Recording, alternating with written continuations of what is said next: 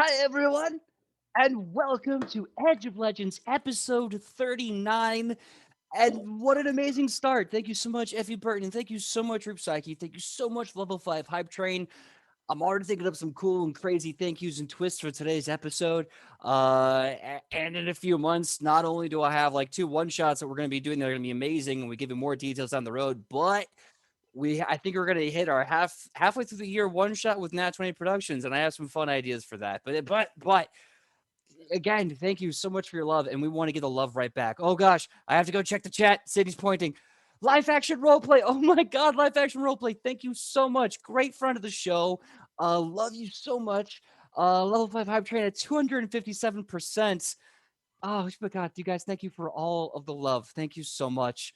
Um and I'm gonna keep moving, or else I'm just gonna get all gushy. I'm gonna completely lose track of what I'm supposed to say. But thank you to Live Action Roleplay, Effie Burton, Reap Psyche, Level 5 Hype Train, you absolute legends in the chat. Thank you. And without further ado, dear God, let's get rolling. Let's do some introductions. We'll do a quick recap, and we'll get right into this. And I'll try to plan some fun surprises along the way. We'll see where the night takes us. Sidney Rubino, tell us who you are, who you're playing, and what your pronouns are. Hi, my name is Sidney. I play Alona, the half-elf cloistered cleric, and my pronouns are she, her. And thanks for being awesome. I also got my second shot today. My arm is really sore, but don't worry, I got it in my non-dice throwing hand arm thing. Ah, yes. That's what we call smart thinking. That's what we call a pro gamer move. Michael, tell us who you are, who you're playing, and what your pronouns are. Well, I am Michael Powell, and I play the fabulous Rufa. And yeah, my pronouns are he, him, they, them. Awesome. Next up, Kylie. Kylie, tell us who you are, who you're playing, and what your pronouns are. Hello, I'm Kylie, or I go by Kai. It really doesn't matter at this point. I play She Onibus, the Elven Ranger. This hair won't get out of my face. And we both go by she, her. Heck yeah. Ian, tell us who you are, who you're playing, and what your pronouns are. As the big man said, my name is Ian. I play Woodwort the Gnome Druid, and my pronouns are he, him. Solid. Sam, Slayer of Mangalma. Tell us who you are, who you're playing, aside from the Slayer of Mangalma, and both your pronouns. Hello, I am Sam Sterling, and I play Ichipotam Papakui, the rock dwarf barbarian luchadora, and our pronouns are she, her. Heck yeah. My name is PJ Megaw. I'm the GM of Edge of Legends. My pronouns are he, him, and I'll be playing every other character in between. And here's a quick recap. If you didn't see Sam's amazing recap, you can go on the YouTube page. We have 96 subscribers. We are 4 away from that solid 100. So it's awesome. Please go like and subscribe, or just subscribe. I don't know, whatever. So last time on Edge of Legend, there was a harrowing boss fight with Mangalmaw. I thought I was this close to having a TPK. I swear I was a little worried.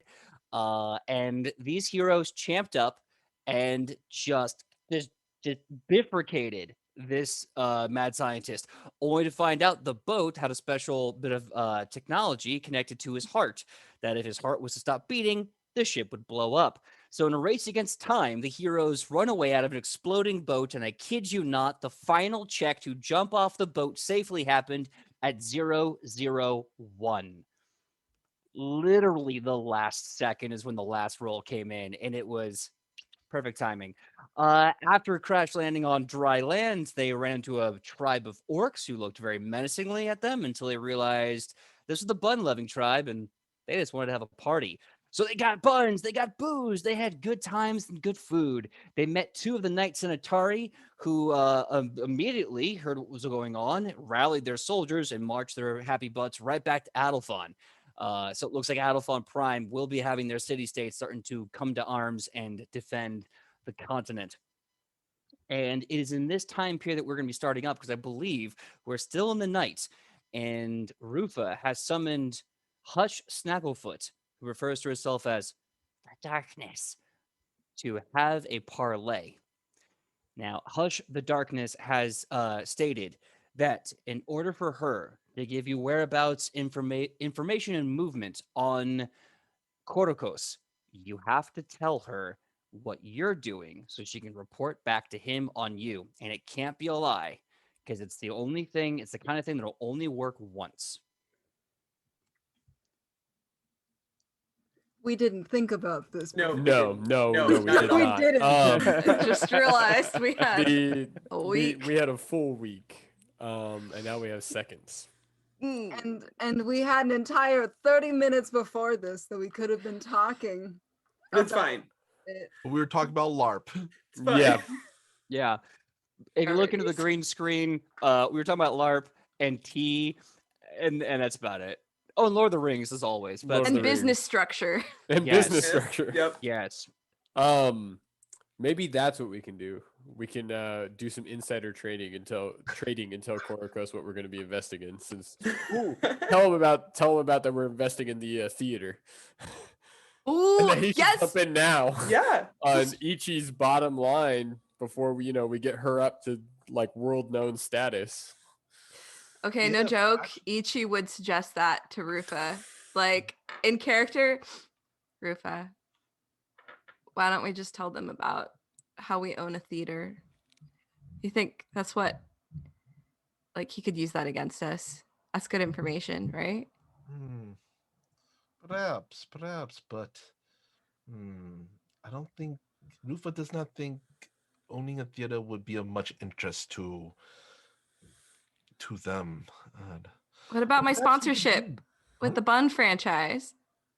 Hmm. No? No, you're right. I think they want something more juicy, but perhaps we could maybe flip this and use it to our advantage. We can let them know what we are going to. But what they do not know, perhaps, is we will have a trap set to spring on them when they get that. Oh.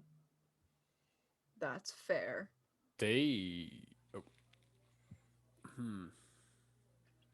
Well, Perhaps that sounds a good idea, perhaps. they don't know that we're headed, that Adelphon knows about them, right? True. Perhaps we send them to an area with we could tell them we are going to this one area, but perhaps we leave out the fact that that one area has a large army of our allies there already. We will be the bait.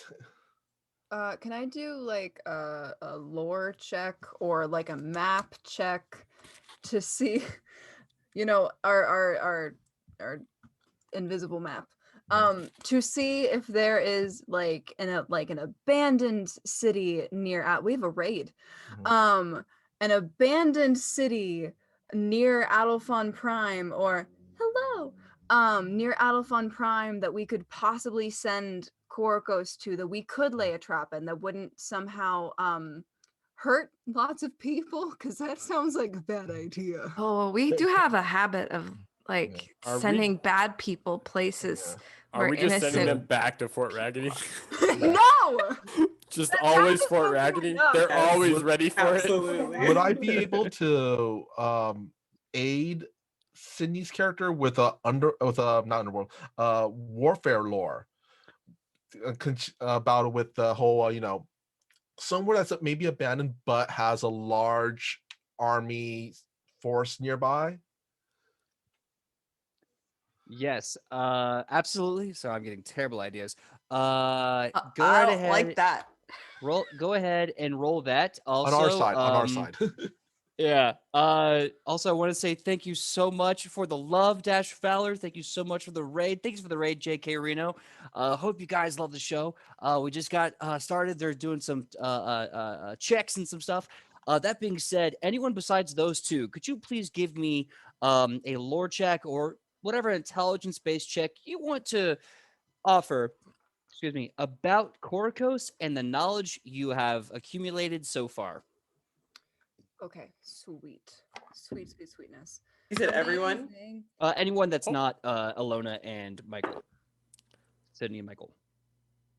To lore or Or another intelligence-based check of your choice. So nature, but yeah.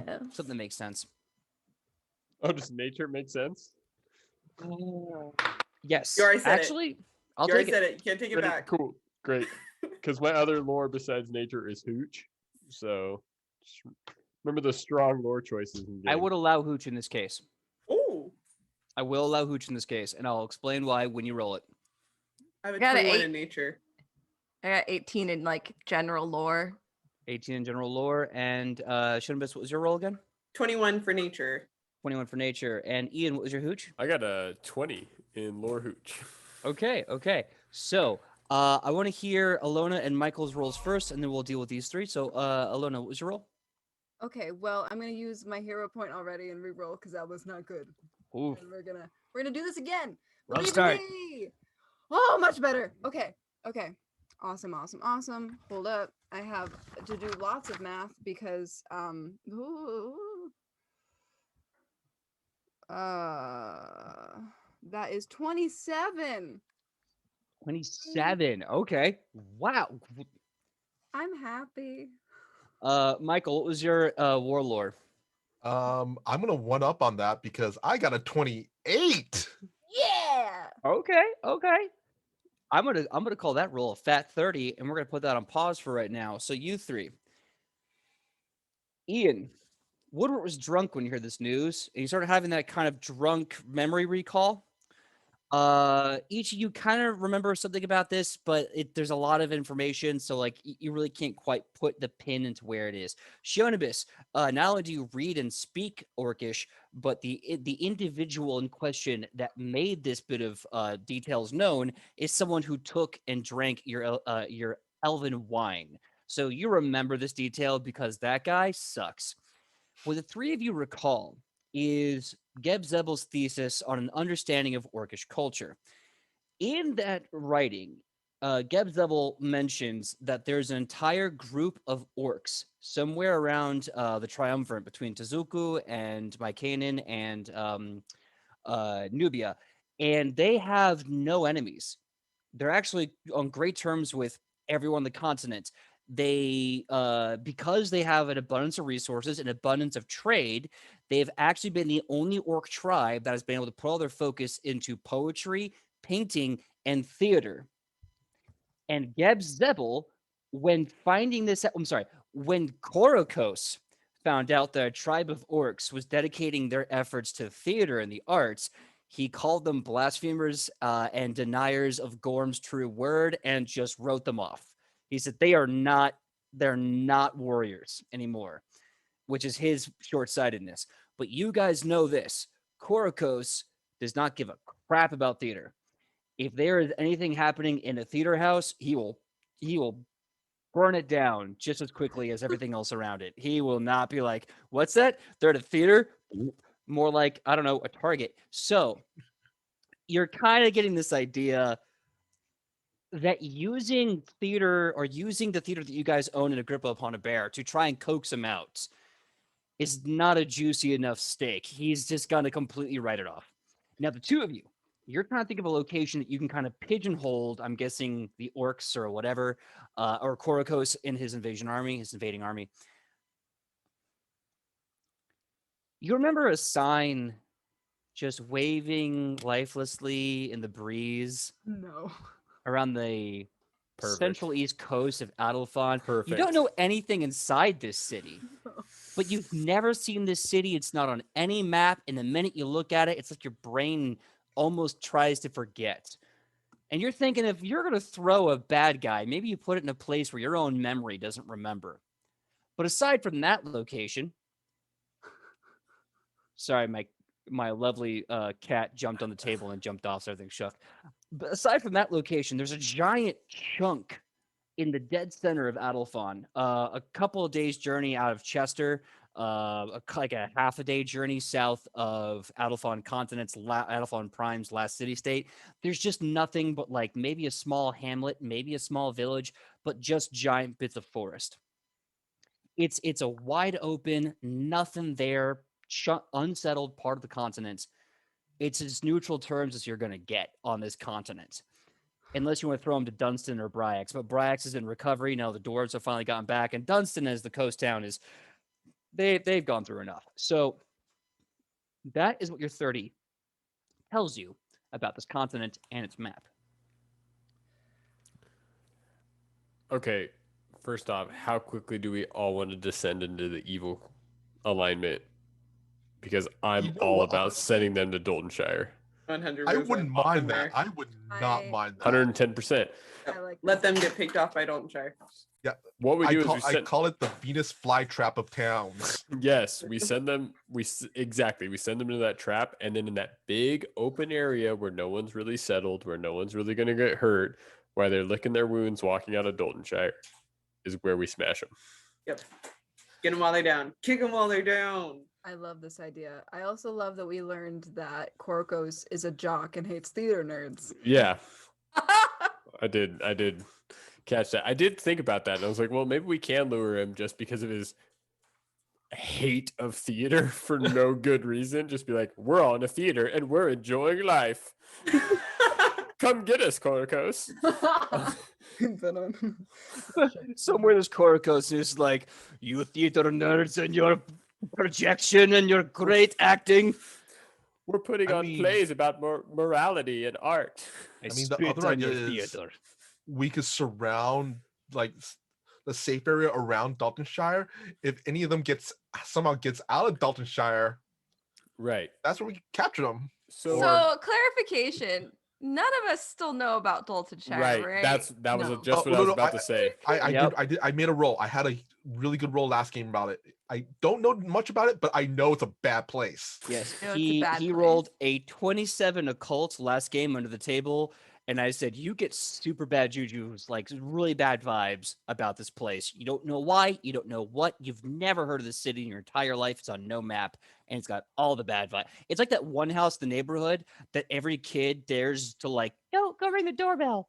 Nah, Timmy, you can go choke on it. I'm not ringing that doorbell. I want to live. At the very least, Rufa knows. I think at the very least, not to ever go there of his own free Right. will, right? All Okay. you know is that this impossible Vibe. place that does not exist has the worst vibe check. That's all you know, my dude. Like I said, he would not go there of his own free will. So Ichi then like looks at all of this like discussion and just asks Rufa and Alona, so we're gonna tell him information to lead him to a place where we're not? What is that what's gonna work or what? Perhaps what we could do is, yes, lead him into that place. That place, ooh, do not have good vibes about that place. What but- place? Well, out of character. Do I even know the name of that place? As your brain tries to scour your mind palace and open every single drawer in which you keep files of memories, you open the file in your own mind palace to that location, and it is empty. And you know you saw it, you know you had a thought because there's a file dedicated to it, and it is empty. Rufa does not. This is very particular. Rufa does not remember. Rufa does not know the name of that place. Well, but that place does exist. That place is a very, very bad place. So we're sending him to the bad place. what? Yes, we're sending him to the bad place. Exactly. Cool. Just want to make sure. While we will wait outside in the not so bad place, in the medium place, the middle place.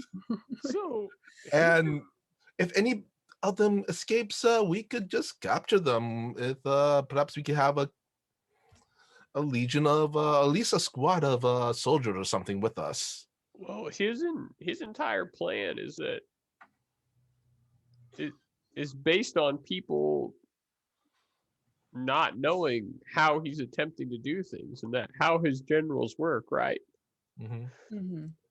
Why don't we send them information of that's where some of the notes we have are being held, Huh. reclaiming information before anyone else gets it. I don't see why I would go after it. If Geb Zebel's notes were there for the taking, and the people that I was about to fight don't have them yet, Mm-hmm. that could be enough to get him to go. That sounds like a good idea, True, especially true. because that shadow figure, she eyeballs the what is their name? Hush, Darkness? Snagglefoot, but she refers to herself as the darkness. She eyeballs the darkness like from the corner of her eye. So yeah, if you remember, oh, uh-huh. They said that they would know if we lied. So uh drawing them into a trap seems risky. But that whole I like what Woodward's saying. I think that seems like a pretty good way to go. Another way we could technically not lie is we are out past that area, but they must go through to that area to get to us. So a half truth. A half truth. Well, technically, not even a half truth. It is the truth. We are there, but they must go through that area to get to us. So really fast, as you're talking, Hush Snagglefoot and it kind of butts in a little bit, and she says, "The darkness is sorry for being rude, but let the darkness explain a little bit more. I am an agent, a double agent at this point. The darkness only wants to help, but the darkness would lose their cover if the darkness just lies to Korokos. I don't need personal truths. The darkness does not care who you are. The darkness only cares about making sure that I can continue to do darkness's job, or else Korokos will kill the darkness. If you want to put a trap for Korokos, and it is an ambush, the darkness most likely will be killed for betrayal. So that's why it is a trick that will only work once. Because after that, the darkness will be dead. Well, the darkness, we certainly don't want that to happen. You seem like an upstanding Shonibus. She's like an upstanding person, and we really would like you to not die. So we feel like this gambit would be the first and last time that we would ever ask you to do this. And if we are successful in this trap, you won't have to worry about it. Korokos is not here yet, but Korokos is watching. If darkness lays ambush, Korokos won't be there, but he will see, and then darkness will be killed.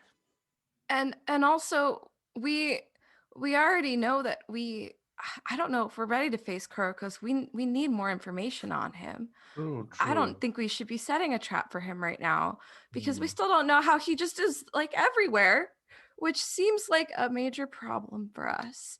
True. So Perhaps this is a yeah. true. Perhaps this is a trump card we should hold in our back pocket for now. Can we Yeah. backtrack just a moment? You said Quirkos is always watching. Do Yes, you know how he's always watching? no. I have never, darkness has never seen Korokos' inner sanctum. But Korokos has only spoken to darkness through darkness. so isn't that though the information we want to get from darkness? The darkness?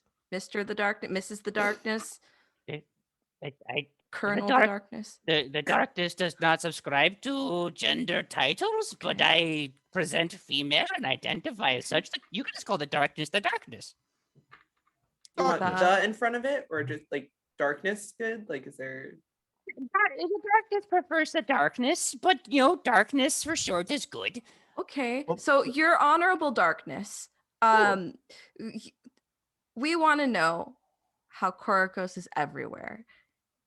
Is that what you can find out for us? Is that the information, or at least tell us how we find that out if we give you the right information in return? Or at least direct us to the direction of where we can find this information out.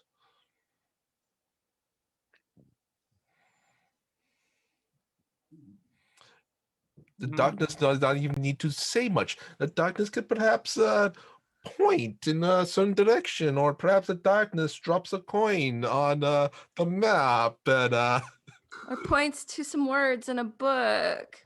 The darkness, aka Hush Snagglefoot, says to you all, the darkness will have to do a lot of snooping.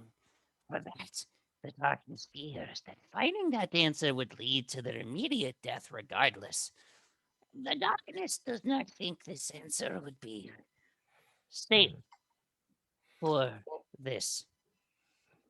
well, friends, what we know so far from the information that we have gathered is we do know that there is a contagion of forces in Asmacon. There is another occupation over in Zin, and perhaps one of those two areas. We should perhaps do some investigations. So then what are we asking from the darkness if we give the darkness information?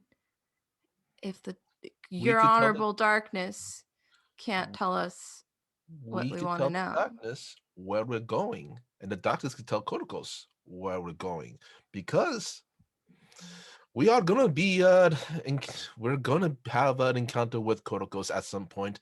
Might as well have it now, and might as well know that we are gonna know about this whole situation. I thought this was an information trade, though. What are we getting out of this? Yeah, if we don't need the darkness, why do we care if she gets killed?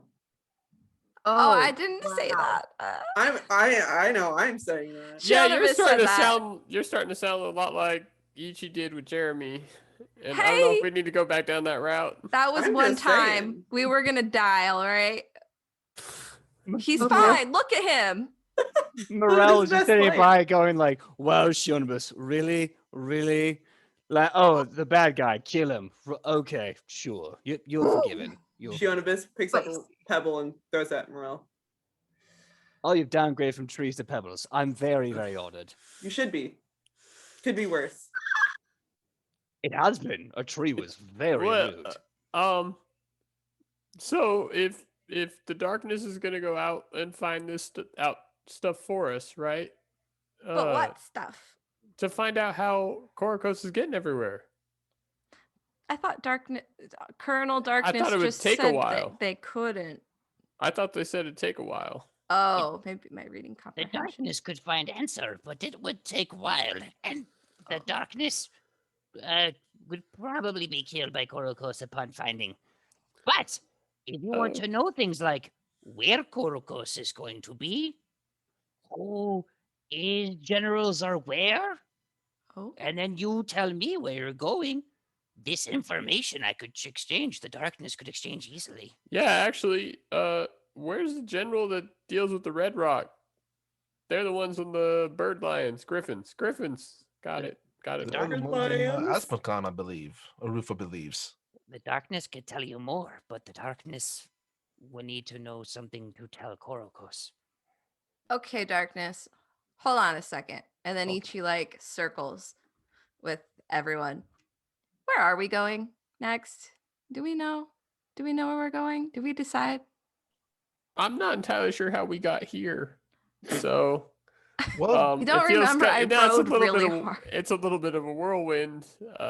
well, Rufa's suggestion would be because we do know that Ichi is concerned about her homeland, and we do know that there are Red Rock tribes in her homeland. Perhaps we go there to see what is going on, and we tell the darkness that information to relay to Korokos, and the darkness could give us some further information about the situation in Asmacon. How much can we lie? Well, we're not lying. We are going to Asmacon. Yeah, but what if we told Korokos that we were getting troops from Adelphon to help us? The whole point about us telling the truth is so the darkness doesn't die. If we lie at all, Korokos is going to find out. That's why we can't lie about going to Daltonshire. That's why we can't set a I don't trap. know. It's real confusing. I'm confused about how Korokos can catch the darkness if the darkness just doesn't show up at Korokos' place again. Well, I guess here's the thing. If you guys want to go to Asmacon, I'm not saying it's a bad idea because I mean I would get my belt back probably if we went there, which would be pretty cool. But it's also a big place, so we just tell Karkos we're going to Asmacon. It's not a lie, but doesn't mean he's gonna find us. That's true. Question is, how do we get to Asmacon? We'll figure Two it out. things.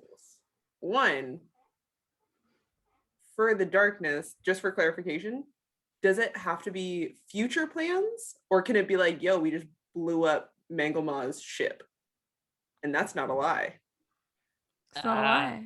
The darkness has to give intelligence, so it has to be plans that have not yet come true. If darkness tells Korokos, they blew up Menkelma's boat. Of course.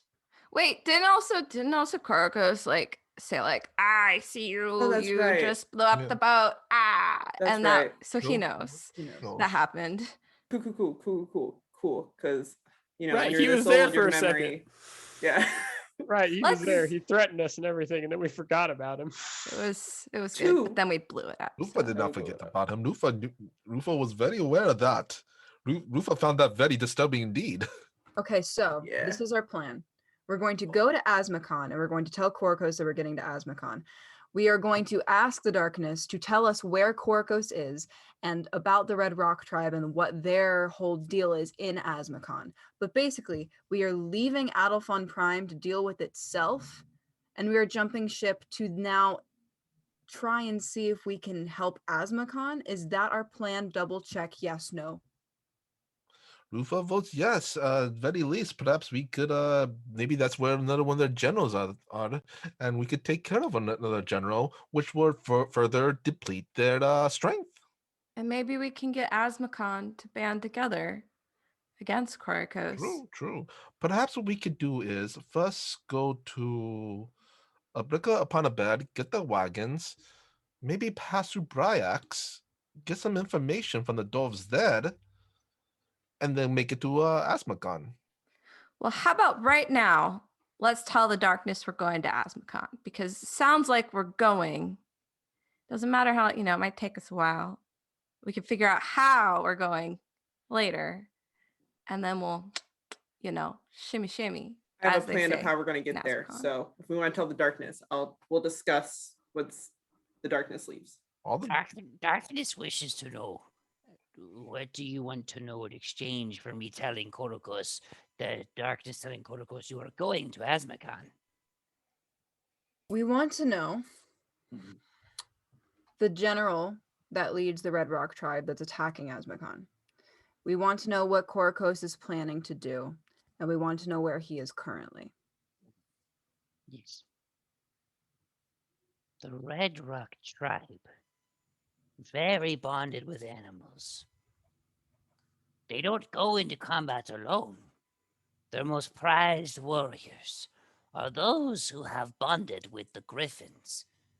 They are called the Thoktochain because in their language that means the blood bonded or the blood brother riders. For their birds are like their own family.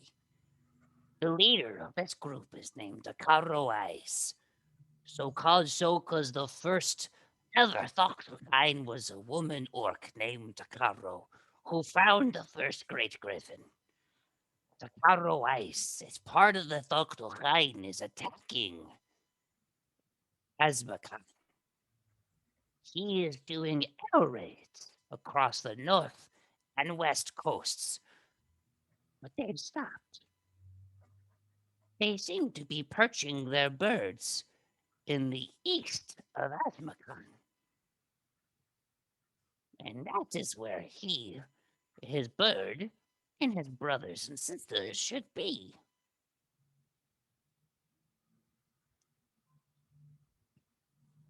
Can I have a spelling of that general's name? Yes. Out of character. Takaro Ice is Takaro Ice. Sorry, is spelled TOKKARROW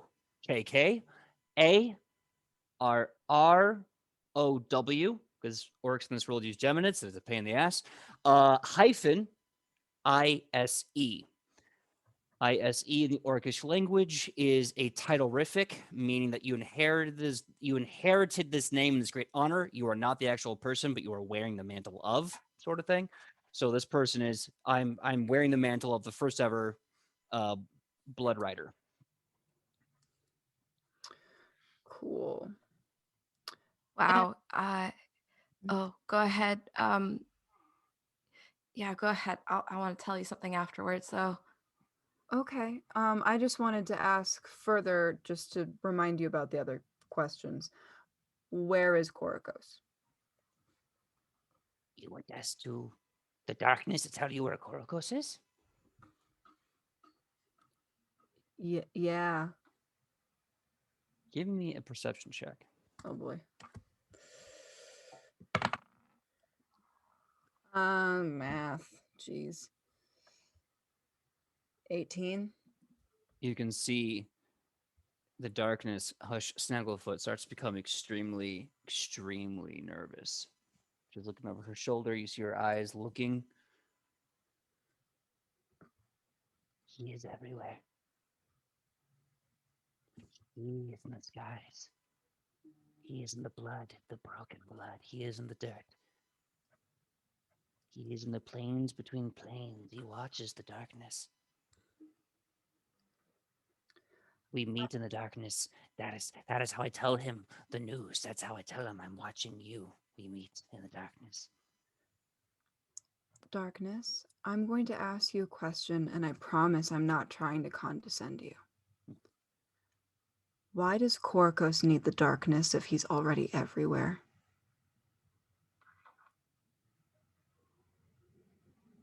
Because Korokos lacks control. And I am a great spy master. And I make his life a little easier. And we meet in shadows for secrets that he could not see when he is looking elsewhere. So the darkness delegates for Krokos. No. We see into the corners he cannot. That's why we are the darkness. Korokos is the darkness's manager, Rufa.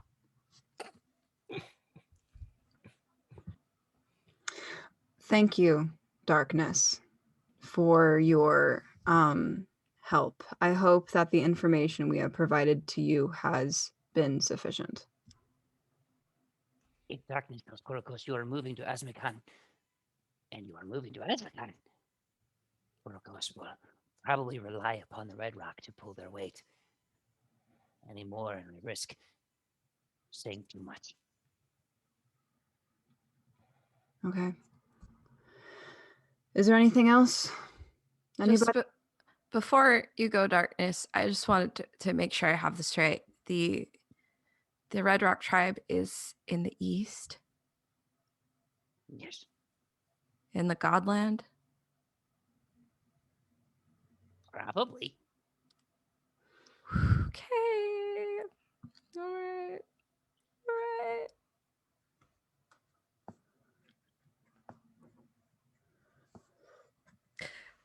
Well, so everyone, we should probably get going.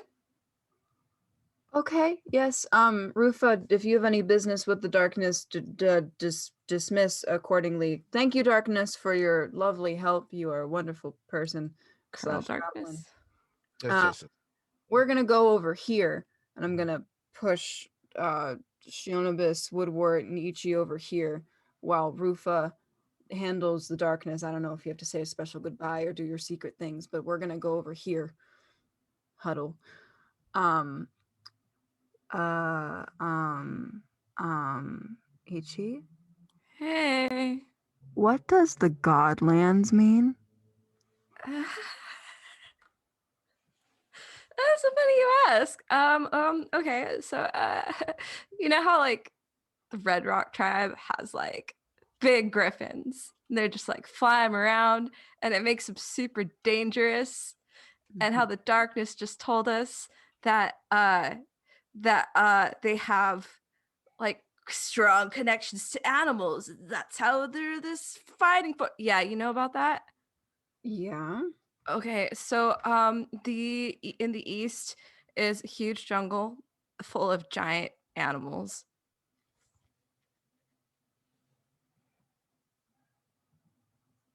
And I okay, this place sounds great. I'm not. What are we? How big are they? What kind?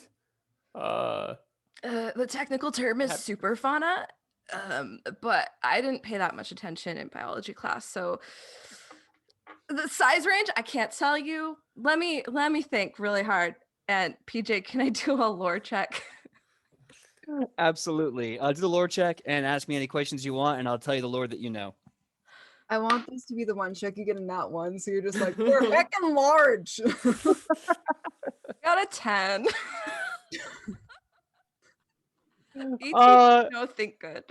Yeah, you just recall stories growing up in South Asmakon of like the reason why so many lucha warriors go on their quest to like find their inner spirit and figure out what their lucha identity is, and like it's passed down through so many people. It's because you heard a rumor, apparently some of them get lost in the God Forest and they're the Godlands, and they're like, yo, that's a really dope animal. And that's like all you remember. Those are like some really cool animals. You see Ichi thinking really hard and just like trying to like bring all this knowledge to her head. And she just looks off into space and like, dope. Yeah, I don't know. All I know is it seems like a bad time yeah, if the Red Rock tribe's recruiting more You giant just- animals. you just said dope though, and that's kind of what I'm feeling. I feel like wait, how many? So we can ride these guys, right? Like we can get like a big one and tame it, and like Maybe. get a friend. You have that much time on your hands to just tame a large creature? He is a druid. Mush tame me. I'm bigger than him. But I don't think, even if you're a druid, we have that much time on our hands, guys.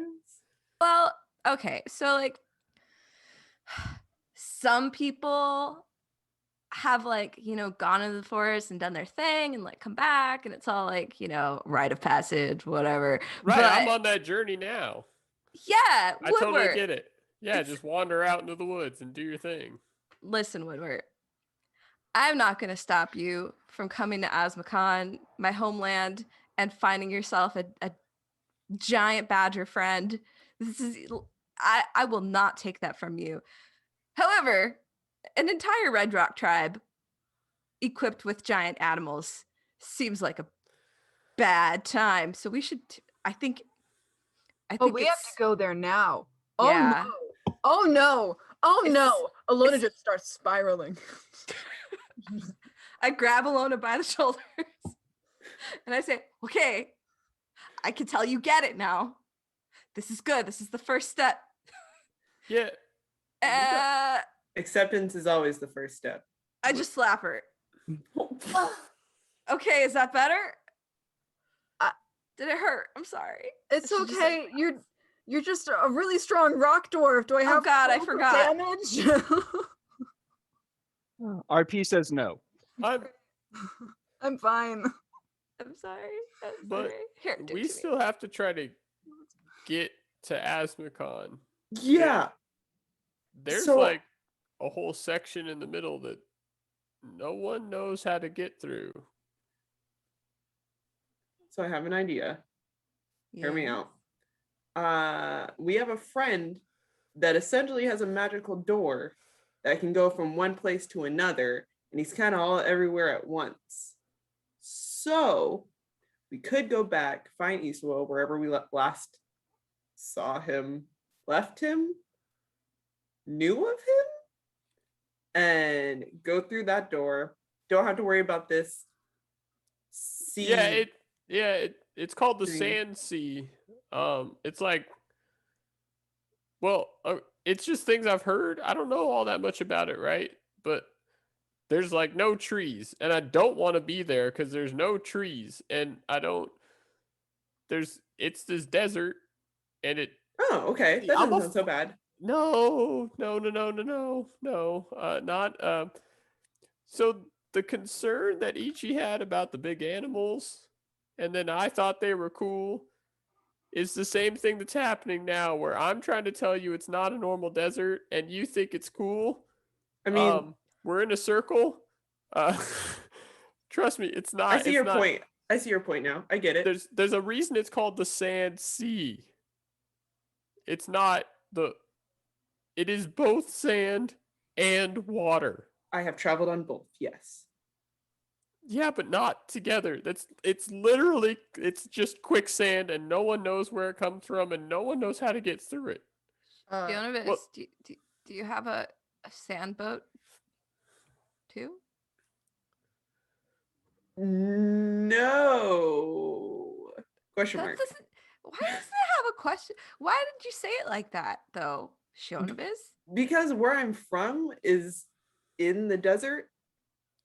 I don't think we have sand boats. It's not. AJ, do we have sand boats? You have some very, very smartly built caravans.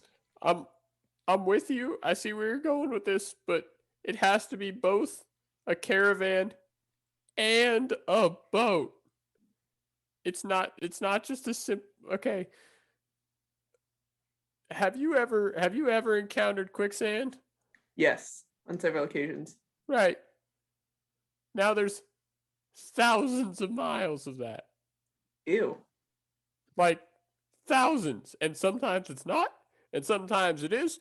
Sometimes it's slow sand, sometimes it's fast sand, and you don't know which part is which, and there's no one can get across. Well, there are some people that can get across it, or we wouldn't have been able to find Asmacon, right? But I don't know who those people are, and I don't know where they are, and I definitely know it's none of us. Well, So then we'll use Isao. Yeah, no, that's the best plan. I'm just saying of anything to avoid the Sand Sea. Ichi, how did you get here? well, I'll tell you. DM, did I get here?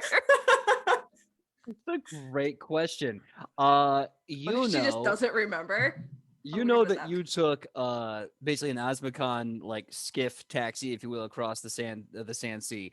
The kind of cruel irony that you know from having traveled this a few times and hearing from a lot of luchas that have is that it's a lot easier leaving Asmacon than it is coming back.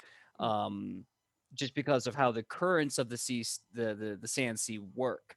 So you can leave very easily. Getting back is a bit more of a challenge. Okay. Do I know of like an outpost where those like sand boats would go, and where people who are attempting to go back would like supply? Yeah. Because the Sand Sea basically connects south of Adalfon to North Asmacon, that the closest way to basically land on Adalfon continent from the Sand Sea would be a few locations. Dunstan to the far west coast, Agrippa upon a Bear right on the south, or you could try to basically scoon your way full up the east and go right to Adalfon Prime. It depends on where you want to go and kind of what environment you want to land in. Agrippa upon a Bear is not really well known yet because it's trying to build itself to be a mega city. Dunstan is a trading like a fish town, but like no one goes there. So if you're like, I'm gonna go to the premier place, I'm gonna spend the extra like half a week to go further up the east coast and go to Adalfon Prime. Okay, I'll relay that to everyone, and but Ichi will also say, yeah, I totally forgot, that whole like sand traveling thing. It just seems like I've been with you guys for so long. Well, yeah, apparently you guys got it down, but to the rest of the world, it's terrifying. I mean, you don't. You don't A just lot- go there, but I'm kind of on the door plan, right? Like, as far as I can tell, he just kind of walks through it and shows up where he needs to. Yeah. I don't Let's know. try that first, and I guess we got a backup plan. Well, what about like a normal boat? Because we got one of those too. I don't know if we got one of those anymore. Yeah, no, we totally do, right? Isn't it back in Alphon Prime though? We got keys to a boat thing. Isn't that like a week's travel? I mean, it's shorter than trying to get through the sand sea. True. True. But if we go the Sandsea way, well, first of all, we don't know if we have to go any of those Right, ways. We right. might take a door. But benefit, just so everyone knows, benefits of traveling on the Sandsea, sand art. The bottles filled with sand. I Where love you- those. It makes the lines. Yeah. I'm Yeah. pretty sure I've seen like souvenirs, you know? Don't let her lull you into this false sense of security with this thing. I'm telling you. It's just like 'cause home. she went the easy way. The easy way. All right. First of all, just because I graduated with a C average does not mean I take the easy road. All right. Do you think these muscles come easy? No. I didn't say that. I didn't. That's the okay. Okay. Someone point us. Where's the door? Where's the closest door? I Just thought we where- left him like I didn't think he was in Agrippa upon Aware. I thought he was like in the city previous. Who was the last one that saw him? While you guys have this discussion, I'm going to cut to Michael and Hush Snagglefoot. So this whole dialogue is happening, and while this has been going on, you and Hush Snagglefoot are in the shadows of this campsite that you've made up, Yeah. and she's just there like, So I hope the darkness was able to help. For before Rufa turns to the darkness, he's like looking at the direction where the group left and kind of muttering to himself, they're probably making something very, very simple and making it overly complicated again. The darkness has been watching you for quite some time. This tracks. Yes, yes. But yes, the darkness, you have done a very good job. Before you do leave, Rufa takes from his pouch some coins and looks at the darkness. When you return to Korokos's forces, keep your ears open. If you hear of any dissension among the ranks or anybody just anybody looking to turn, you let Rufa know. And you could use this. And he hands her 100 gold coins. she takes the 100 gold coins, and she looks at you, and she looks back at the gold coins, and she doesn't look at you when she says this. The darkness knows that Xanakin is moving north to Adolphon Prime. That one Xanakin is trying to steal the war away from Korokos. No one steals a war if you agree with them, right? True. But Rufa does not think we are on Zanikin's holiday invite list at the moment. And then she turns around, she goes, Trust is a funny thing. and with that cryptic remark, she jumps up in place and starts diving headfirst into the solid earth. And once she does, you see her vanish into the darkness like she just nosedived into a pool, and she is gone. So out of character really quick. So PJ, she Mhm. pretty much gets just keep ear open. If anybody else other than Kurokos or anything, if they're gonna use that coin as a down payment. Yeah, no, she knows she's buying loyalty. It's good. Yeah. All All right, right. Rufa's gonna return back to the group. Just in time, they've been arguing about Isuo and a sea made of sand. You see Morel just sitting there going like, I'll do my best to keep up. I just kind of, I'm a little sleepy, so I keep kind of going in and out. If they're talking about using Isuo's magic door, Have they given any thoughts about our supplies, our equipment, our wagons? Last time Lufa checked, Lufa does not think the wagons could go through one of Itsuo's doors. Looks like we're leaving the wagons. Alona overhears this Again. conversation. Alona overhears this conversation and is like, "Hey, Rufa, glad you had a good chat with the darkness. So we've decided that we're going to go back to Agrippa upon Aubert and go through Iso's door. Remember when we got our weapons modified and we got Joey back and he was like, I can't take care of Joey anymore. Well, we're probably going to ask him at least if we can use his door. If he says no, then we're going to plan B, but this is plan A. So this means that we need to regroup with the rest of the people and tell them our plan, and we get everybody through that door and we get to Asmacon. Okay. That might work. Hopefully, Itsuo has other than the regular door. Maybe Itsuo has magic bond doors that the wagons could go through. I hope you're right, Rufa. I really hope you're right. Because we do need that equipment, especially if you're going that far out.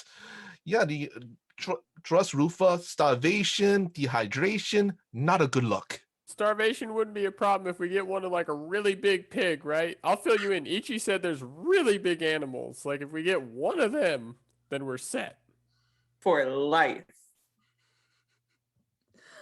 Rufa's just gonna look at them. You know that meme from One Punch Man where One Punch Man just looking there blank? It's like that's Rufa's expression right there. I mean, I Okay. just imagine Rufa as like a constantly like disappointed uncle. And Yeah. kids running around, and he's like, but the practical things, and we're like, no, running around. I love it. So you guys have your plan. You're going to Agrippa upon a bear. Everything else. Does anyone have any other things they want to do within this night? Campfire. Are we going to fast forward to the morning? Oh yes. Rufa is gonna real quick. Ian's down for it. Rufa would like to have a moment with Woodward, real quick. Sure. Really quick. Sounds fine. Sure. Friend Woodward. Rufa was thinking. Remember on the ship that Megaw fellow? He threw a bottle that exploded and caused great fire and damage. Yeah, right. It sucked. Yes. But does Friend Woodward think that perhaps he could use some of Friend Woodward's hooch to make something along the lines of that? Oh. You know what? That's actually. See, I usually try to prevent my still from going up in flames, but I mean, I definitely know it can happen. We are encountering danger that is escalating by many folds. So perhaps having new tools to aid us in our task could be helpful. Yeah, and I then mean, he if you're- takes out one of his caltrops, and also perhaps when the bottle explodes with the flames, maybe some shards of. And he shakes his caltrops. Maybe. Oh, this is okay. Yeah, that's I've never thought about using a hooch to harm, and I'm gonna have to get over some of my own issues with that. Consider But- this hoosh that harms but protects. Maybe if I don't Us. flavor it, it's not hooch, right? Like white lightning Yes, is not yes. great, so It is tool. It is It's- tool. right. Okay, yeah. Okay, I can get behind this. Maybe I can find something at a grip upon a bear that can help us with this. No, that's a good idea. Yeah. You let Rufa know. Rufa will buy the raw materials. And we Oh, I can, got money now. We took it experiment. from someone. Well, Yes, she yes, handed us we handed it to me, experiment. so I can only assume it's not ours. Mhm. As you guys are talking, you hear this. What? What you said? What is word mouth making say noise? And you see Bubble Boil come out of nowhere. Somewhere in the conversation, she has snatched the Manglema's notes and formula book away from Sionibus, and she throws them down the ground. And she says, What is noise making mouth flaps saying talking? We should know like this. We should know like this. You don't like hooch? Mmm. Fermented death bacteria make brain go silly poop. No, don't like this. But me It's like called a chemicals. Party. Me like chemicals. Well, we're trying to get fire to stop in the bottle, and then when we throw it, then the fire gets out. I don't. And we add some. He shakes his little pouch of caltrops. A little something to the mix. Give me a diplomacy check, the both of you. Oh, damn it! I'm missing my hat. You're what? Yeah, Oh, I had no. a hat that helped with goblin diplomacy that I used as the kinetic strength on itself. Is that a critical 20? Yes. Nat 20! And on top of that, that would have been plus 9. Ooh. I had a +0, but I rolled a 17 on the die face. Nice. Nice. So, Kahorba Bubble Boil looks at both of you. You see her looking at Woodward. Her nose kind of like flares, like she's smelling him. She looks Rufa up and down. Her eyes blink, like she's trying to like make pictures in her head, like stay like a camera.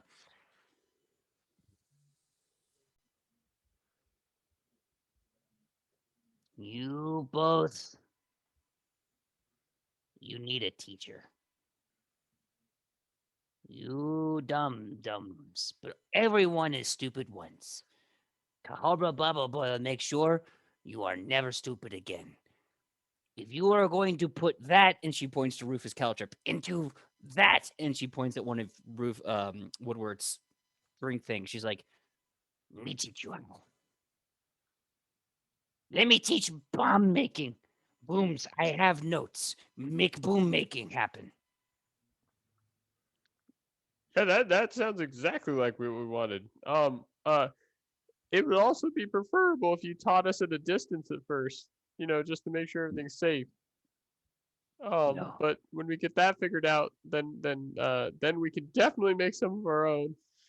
She gets really into your face, and since you're both small little creatures, this is the first time she's actually talking to someone she's like eye level with, and she goes, Goblin science, no safe. You's never be safe. You go boom. You go big Boom. bada boom. You go biggest bada boom. And then you learn. Well, we are not exactly in safe times. In fact, we are constantly going into danger. So, yes, this would be of the norm for us. Yeah, I mean, I've already gotten hit with one of them once, right? Campfires, towns, drinking place, many big tall buildings. I will teach you then. We learn. We learn in styles making that your brain having can think of. For the gnome, we learn drunk. For the Rufa, we learn not drunk. Yeah. Okay. Mm. Okay. This Yeah. Meeson spoken, no more. Me tired, me eating a squirrel, bed sleeping. Bye. Oh, I also just realized out of character. Do I still have like goblin foot? "Oh, orc toe? Orc toe? No, I think you saved during the boss fight. I think you're fine." Yeah. Yeah. I mean, do I still need a heal? Like, or does a night's sleep cure it? Disease? No, you're fine. Okay. You made the fortitude save. It has stopped. It is slowly regressing. You're fine of orc Gotcha. toe. Does anyone else have any other actions really quick before we wake up in the morning? Okay. Narp. Narp. Good. Really fast. Shonibus. In the morning, you receive. Give me a religion check. Oh no. This isn't what I was hoping it was gonna be. Okay. As I'm long gonna as use a hero point. Ooh. Can't get worse than that. I thought it was gonna be good. And then I remember religion is a +2. Better not be Ravon. Damn it. 14. 14. Okay. You recognize it immediately. And it's weird because you're kind of wondering why no one else has recognized it yet. Everyone's going about their morning routine. You see Morel praying on his knees to the rising sun of the east, and going about his immaculate beard grooming routine. Alona's off praying in her own way. Woodward is probably sleeping with Musher doing his thing, and Ichi's doing her morning routines. As you're getting up and doing your morning routine, you see a golden scarab right in front of you, just kind of just standing right in front of you. That's weird. I feel like this is a terrible idea, but I'm going to do it. I'm going to pick it up. All right. You touch it. The golden scarab stops. Its wings. And as they keep opening up and spreading, they kind of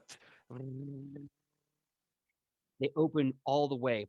And you can see now, looking at this scarab, is actually made out of Nubian elven gold. And as it starts to spread, you can start seeing this abdomen and its thorax start to open up, and its legs just open up more, plants in the ground. Suddenly, this golden light shoots out of it. And looking from the light is your uncle that you sent a letter to in secret. And this vision kind of walks through this golden light and looks at you, standing upright in his robes, his immaculate robes, just long white golden robes with around the collar this beautiful red, green, and black kind of trim around the inside of the neck. He's got the amazing jewelry he always has, and part of his station, you see these floating golden diamonds and this big sun disk behind him. And he walks into view with his normal regalia and he says, "Hello. It has been a couple of, I want to say 100 years since we last spoke." Yeah. So I received your letter first and foremost. It is wonderful that you stick to the charm of those who dream and sleep and live so shortly. It's actually very nice because now I have something physical to remind me of you. Your letter. Your letter is put on the wall in the royal chamber so that we can look at it and know that our princess is alive. She has wrote us a letter. She's going to quickly look around to see if anyone else heard that. Everyone give me an arcana check. See, I was more drawn to the shade of your uncles being like, "Oh yeah, we framed your letter because you haven't talked to us in 100 years." That was a real low blow. I was just saying in chat, it's like they put it on the refrigerator. Yeah, that's exactly what I. Oh, look, she's writing like those mortals. That's adorable. Put on the fridge. Give it a gold star. Is that a 7? It's a 1. Oh, it's a 1. I Okay. tried to show you a 1. It's a 1. It's a 1. I got a Okay. Mine's a 10, so not much better. Well, I mean, 10 better, but 17. 17. I got a 2. A 2. ooh, that's worse. All right. So no one has any idea what's going on. That's a Great. dope bug. Yeah. Rufa, you get the feeling, just because from how Shonibus is interacting with it, there's some sort of extremely powerful divination magic going on here, but it is so out of your wheelhouse. It is so out of your pay grade. This is some high-end elven magic stuff, and it is hard to put a thumb on. Rufa just kind of narrows his eyes and just gives a shrug. Oh, it's just Chonibus doing Chonibus things. Yeah. Basically. So your uncle, yes, continue. Oh, I was going to say what was the last thing he said? He has the letter that you sent him up on the wall. They love it. It's a reminder that their princess is still alive, and that they wanted to basically talk with you and just like have a discussion about the letter and answer any questions. Yeah, it has been some time. I'm starting to really regret that letter now. Mm. Um, I have a few of our brethren here. Clearly, you know already though. Yes. Quick fill in. One, there's a world war going on. Two, we're fighting demons. You haven't been there for the Red Wastes. No, I Mm. haven't. And I feel like that'd be kind of important to talk about. Well, my niece. First things first. Who is doing this war against the world? Is it if we had to put our mana on it, we would have assumed maybe the Murder Fair, perhaps the Inshellator, maybe the Adelphon got tired of being boring and scrupulous. I don't think they're ever tired of being boring. Mm. They're, it's what, mostly humans. They tend to like, humans. Yes, yes. The short Um, life of humans is wont to be filled with fun. yeah, you think they'd learn, but it's orcs against the rest of the world. Kind of seems. Like a small handful of orcs. No, like the Black Spear and the Red Rock and the Blue Rock, and they're looking for others and goblins too. So that's something new. I had gone to see a Goldfire play about the futility of religion and, of course, the inefficacy of the state and the economy that they produce. It's a very, very amazing play. I recommend seeing it when you're back in town. And I was talking to the director of this play, the Goldfire director, and they mentioned some horrible rumors about this. So it's true then. There's a kitty cat doing all this. There's a house cat doing all this. A house cat? Yes, I keep hearing. Oh, my orc is just terrible. The shadow cat, the dark feline, the Darkness? dark feline. No, it's. Oh, I'm terrible. The dark big feline. Duchess?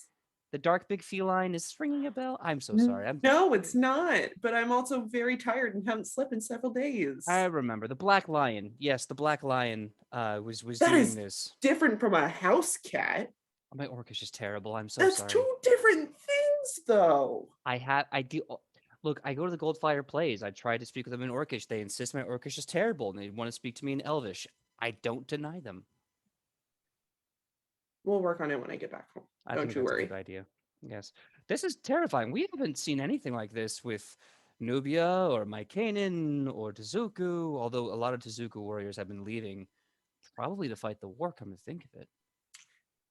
Yeah, I've met a couple of their warriors here. Mm. Lovely people. Don't get me wrong. Tremendous. I just wish we could come to terms as to who actually owns the Red Waste. Yeah, it's probably something we should work on when I'm home, huh? Mm. Yeah. You were always an amazing diplomat. I hate it so much. They're just so boring. Sometimes the duties that we hate are the duties that are the most important for everyone's sake. Well, I need your advice, given that we're on this like philosophical conversation. We're traveling to Osmicon, and I don't know if you need me home to fight in the Red Waste more than anything, or if I should just continue on this world war journey with these people that are actually quite lovely when you get to know them most of the time. One of them makes amazing alcohol, by the way.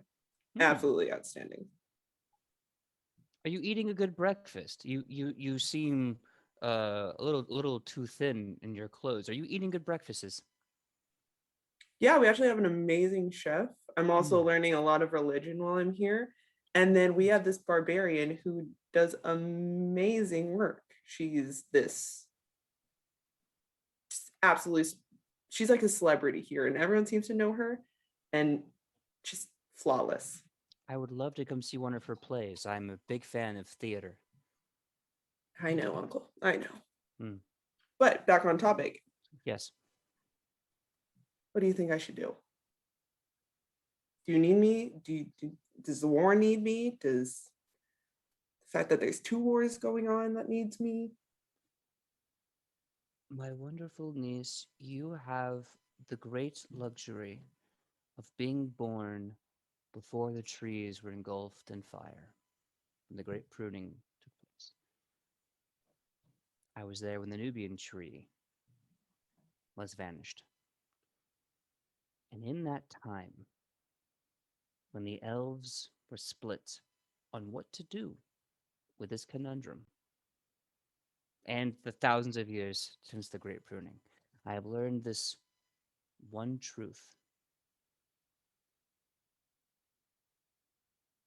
You cannot fight for home if there's no home to fight for. And you cannot fight for anything if you are dead. The Red Wastes has been there since long before the Looking Glass. It will be there.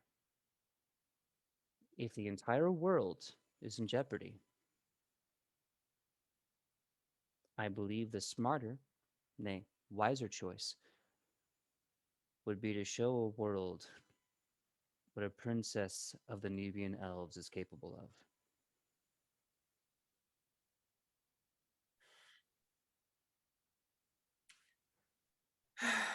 I hate when you're right. I really do. It makes me mad. It makes me have logical decisions. The one thing we always loved about you in the courts, dear niece, is how passionate you were. And I've seen that passion string a bow. It's terrifying. Maybe the world needs to be afraid of the good people for a change instead of the bad ones.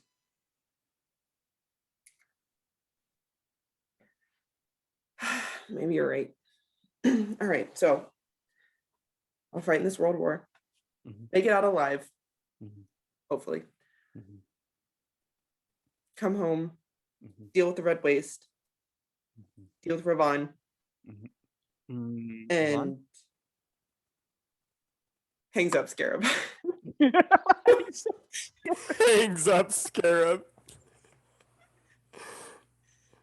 Oh, I love that. Just sitting there, like on your eye scarab.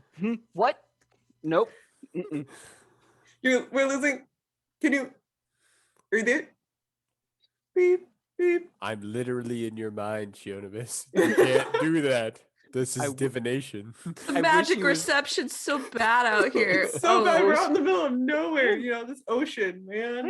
I'm a 20 leveleth Nubian wizard of Ra. You don't hang up on a level 20 Nubian wizard of Ra. How dare you? Hey, maybe he needs to get a new provider. Yeah. Upgrade to upgrade from a scarab to a grasshopper. Yeah, look, it's that Anubius, Tekmet, and Tumut. That AT&T is terrible all over the place. Yeah. We always had awful signal in the palace. Let's be real. Oh my god.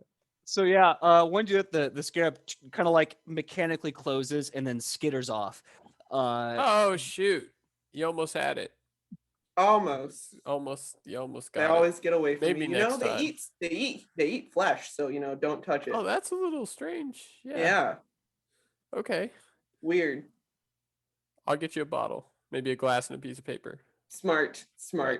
Yeah. Really fast, because it's the morning, and I think I made this promise to Sam a little while ago. You did get a letter from El Toro Fuerte. He responded from the one you said a little while back, like what's happening in Azmacan.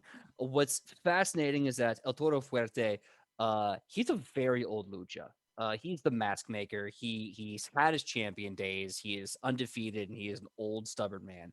And you can tell in his writing that he is one half the man who still lives in the ring, and one half a very old warrior who's just few words. So it starts off with just this great bluster, like I am the bull of justice. I soar with the great might of the bull, and everything is great and tremendous, and then eventually just kind of like peters out, and it's just bullet points.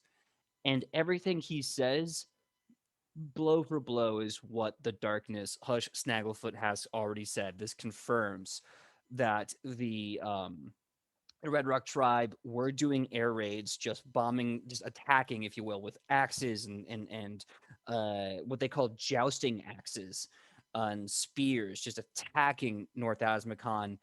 They went to the West Asmakon once, and they promptly left West Asmakon. And somewhere after that fight, they just settled in the East. And he's like, they haven't touched the South, but he does mention that there's a new champion of the Temple of Lucha, and they have been destroying opponents left and right, and it has been bad. It has been very, very bad. He's like, there's a level of violence we have never seen before. We know that their type of wrestling is, their type of lucha is holy, like all types of lucha. This has gotten dark. They carry a belt that we have never seen them wear, a belt that we have never seen them earn. This person is taking the temple by force, and the dragon that guards this temple won't interfere. We don't know what to do. It's quite some time. There's no threat. But one day soon, the ultimate match will be called. And when that time comes, there'll have to be a new person to rise up and beat this person for the belt, because there probably isn't anyone left. They're alive, but they're beaten. Ichi is reading through this letter, and I assume it was like delivered to her before they went on this crazy expedition. She just hasn't had a chance to read it yet, but she's looking through it, and she's just like, she looks really concerned. She folds it, puts it away. She just looks up. I gotta save Lucha.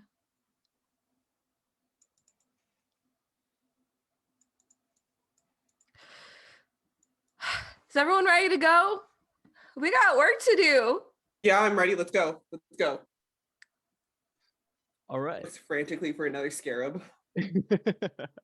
No scarab.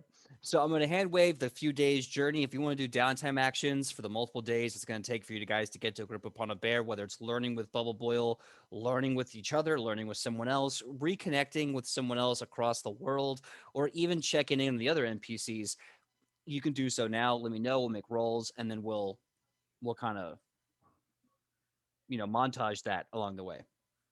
So I'll go around all of you guys. Let's start with Sidney. Sidney, anyone you want to get in contact with, et cetera, et cetera? I was muted. I would like to check in on Joey. Just to kind of see. Listen, he's here, Ian. We can't ignore the child that's in our care. It's not a child. He's It looks like a child. He is a child Demon. that we know of, and until proven otherwise, he's gonna be treated like a child. So I'm checking in on Joey to see how he's doing. Seeing if I can somehow glean more information on what the heck is wrong with his forehead. I'm Like going his origin story. Yes. I'm going to try and see if Alona can look through any books that she has, or rummage through any knowledge or anything that they have, to see if she can somehow gain more information as to why Joey looks like he's cursed. Okay. Obviously, religion check. Go ahead and roll that bad boy. Okay, that is math, math, math, 23. Okay. Okay, so let me get one for everyone as well, just so we can get them all stacked up, and we'll do them all, and then we'll take our little break. Next up, Michael. Any downtime actions while you are on the way to Agrippa upon a bear? Okay. Actually, two. One would be learning from Bubble Boil, Okay. and the other would be if any of the other survive orc or goblin survivors from the ship, especially that one scientist, see if I could recruit him. Okay. I'll tell you what. Give me a diplomacy check to see if you can recruit Dr. Ichius C. Boomglass. Okay.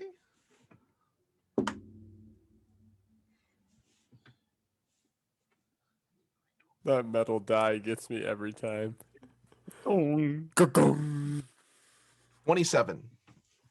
nice. Okay. Um,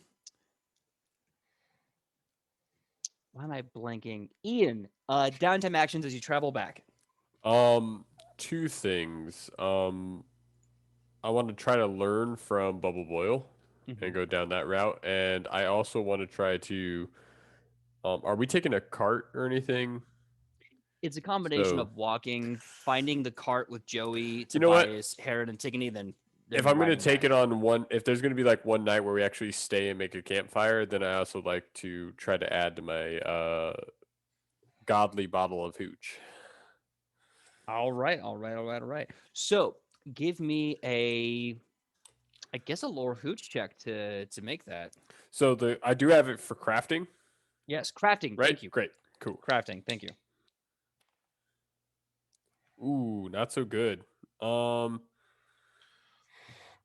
I got a 13 this time. Oof. I mean, Yeah. they got to balance out somewhat. You got two nat 20s already, so. No, it was up to 4. Oh my god! Yeah, it was the only time I had been rolling nat 20s was for the hooch bottle, and then I couldn't do anything for the rest of the other games we would play. Yeah. When Rochelle blessed you, it was because I think you rolled your 5th 20 Yeah, on no, that it was my hooch 4th. bottle? It was my Your 4th. Yeah. Okay. I want the legends here to be based in truth. That's valid. That's valid. Shotibus, do you have any downtime actions you want to do along the way? Has she gotten a letter back from someone? Oh, right. Yes. Yes, you Oh! have. Solid. Do you want to make any checks in response to that, or you want to kind of have that before you make any response back?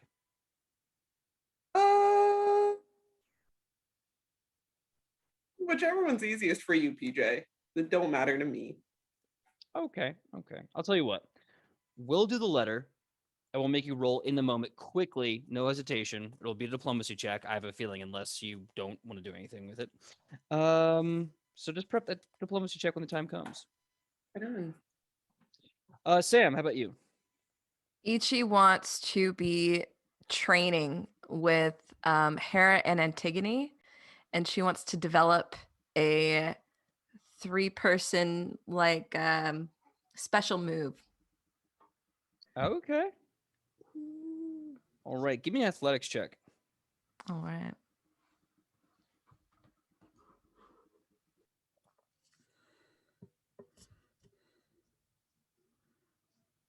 That's a dirty 20. Okay. So, first things first, Sidney checking in on Joey with a 23. When you find Joey, he's excited. He runs up and he hugs everyone. He hugs, of course, Woodward. He's about Woodward's size, maybe a little bigger, so he kind of like picks him up, and of course he sees Funny Fuzzy, and he starts hugging Mush, and he sees Auntie Chi-Chi, and he gives her a great big hug, Auntie Shonibus, and Auntie Ichi, he gives Auntie Ichi a great big hug. Uncle Rufa, he gives Rufa a big hug. Pop. And Morel's immediate instinct is to pick him up and like throw him in the air and catch him, and he's giggling the whole time. Morel just like tuffles his hair, becomes a little aware, and kind of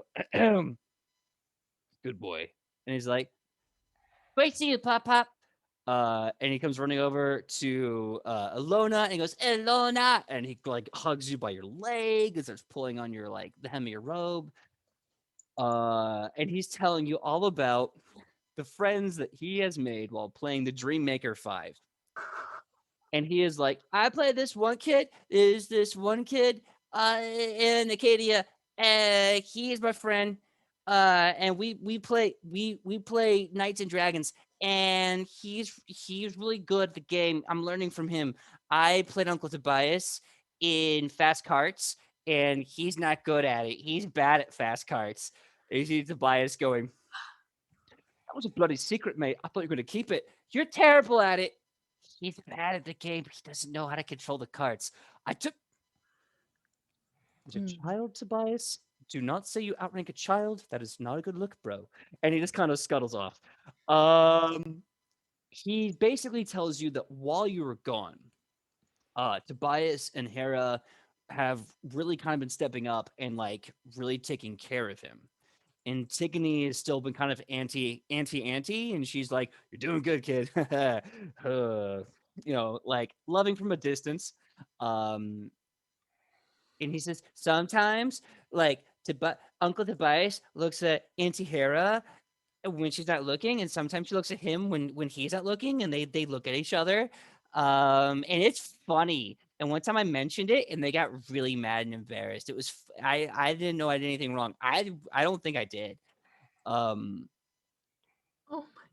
he is happy to see all of you. He is extremely happy. He calls you all the family. He's like, I got the family back. And he he does say sometimes there's a loud noise and I get put in the cart, and then a few minutes later, everyone's like they're all scared and sweaty, and there's like red stuff everywhere, and they told me that it was nothing. They just had to stop the bad guys. And now I'm like, okay. Uh and as you're looking at the symbol in his forehead, the one that's like this horrible scar that somehow looks like this really unusual symbol, uh you're looking through all your religious books. You can ask him any questions you want. You can talk to him anything you want. Go right ahead. Okay. Um, Joey, so you've been here with us for a while now, and we're so happy to have you. I just wanted to ask you how you were feeling, if you remember anything from before the time that you were with us now. Mm, no, I woke up and you were there, and Pop Pop was there, and everyone was there, and Funny Fuzzy was there, and then we met Uncle Tobias, uh, and he's silly, and that's all. That's everything. Okay, I just wanted to make sure. Ilona's gonna hold up a book. Um, we're going to magic it and say that she has a book of gods and demons and lore, general lore, not astrogenicon level lore, but like general, like a book you would find on a normal shelf about religion and Adolfon. And she's just like, I'm going to show you. Oh no, the fucking Rorschach test. I'm going to show you some pictures, and you're going to tell me what you see when you look at them. Okay. Do you want to start naming off entities, or do you want me to just kind of tell you the response to the 23? Just tell me the response to the 23. You go through the entire book, and Joey is like really trying hard. He's really trying hard because he knows this is important to you. And he goes, Nope, none of them. That's okay. Well, we're going to learn all of these together over time. You know, it is actually my specialty learning about things like this. So if you ever have any questions, feel free to ask me, okay? Um, okay, I have a Okay. question. I have a question. Yes. Okay, so sometimes in the morning, I see Uncle Tobias, and he says he's praying and he's talking. I don't know to who, but he's talking by himself. I think it's silly. Who? How do I talk to people? How do I pray? Well, that is actually a very good question. It's pretty individual to everybody. But depending on who your deity is, they have a very special way that they pray. For example, I follow Afra. She is the Mhm. goddess of light, righteousness, goodness, medicine. She's a wonderful, wonderful goddess to follow. And how I pray is that I find a quiet space and I put my hands in the prayer position like this. And what I do is I try to imagine sending my energy up, sending my energy up and my thoughts and my prayers up. And I sometimes I will speak out loud or sometimes it'll be in my head, but I will just send a question to my God or ask for clarification on something. And if I am lucky and if my goddess deems that I have asked a question that needs to be answered right away, she will sometimes appear to me in front of her and we will have a conversation. Sometimes it also comes up in other ways. There might be little signs that you can see that you know were sent by your deity, but it's very individual and it's up to every person. You can see the whole time he's just been like tensing every muscle in his body. His face is bright red, and he's doing the worst impression of your passion flower repose. And he's like, "Am I doing it right?" It's important to breathe. Okay. Breathing is important. But here, can I touch you? Okay. Okay. She's going to take his hand and she's going to mold them gently to the form. And she's going to say, "We can practice like this. I will help you for now. But if you want to pray to Afra, this is I would recommend praying to only Afra for now.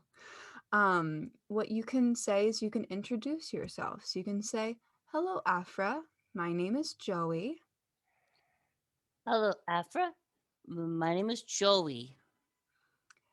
And I have met Ilona.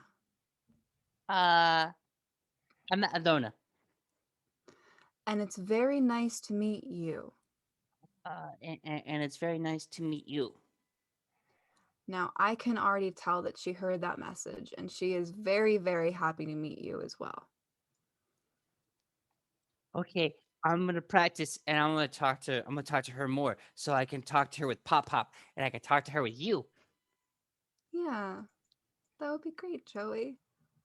Okay, I gotta go play Dream Maker 5. Oh wait. I'm supposed to play Oh, Knights and Dragons with my friend Acadia. We're doing what's called a raid. I don't know what that is, but first one ever. Joey. You know, Oh. sometimes if you talk to the gods, you can learn secrets. And I learned one secret while we were away. What'd you learn? That Tobias only lets his closest friends call him Toby. Oh. And you should call him Toby from now on, since you've gotten to know him so well. What Oh. intern? Oh, okay. Yeah, that both of those work. So he turns around and he goes, Hey, intern Toby. Tobias just. The kid, mate, he doesn't understand that they're just messing with you. Please, Uncle Toby is fine. Uncle Toby. And he runs over to Tobias. He starts pulling at his like tunic and goes, Uncle Toby, you suck at fast carts. And he's like, just go play your game with your friend, please. I've had enough of being told I suck at fast carts. And then he skedaddles. That's your scene. Hero point for engaging with Joey and having that moment. Unfortunately, not only does he not recognize anything, but looking at the symbol and literally every holy symbol in that book, nothing matches up. Next up on the list, we have. Okay, so Michael, you're trying to pick up the bubble boil stuff. It's a little dense, and she is not a good teacher. You see, she is clearly kind of playing favorites. So it is up to you if you want to keep, if you want to like fight this woman and then keep engaging her. But she's definitely a bad teacher. The fact that her last protege was a 12-year-old brilliant girl from Tezuko kind of gives her a pass on that one. But as she's struggling to get through, you see Boomglass as he's basically delegating to a whole bunch of goblins, and he's saying, "Yes, many have toes. We science making. Follow me. Best science, good science. We make food, free Edam's chickens for everyone. It'll be delicious. You're gonna love it."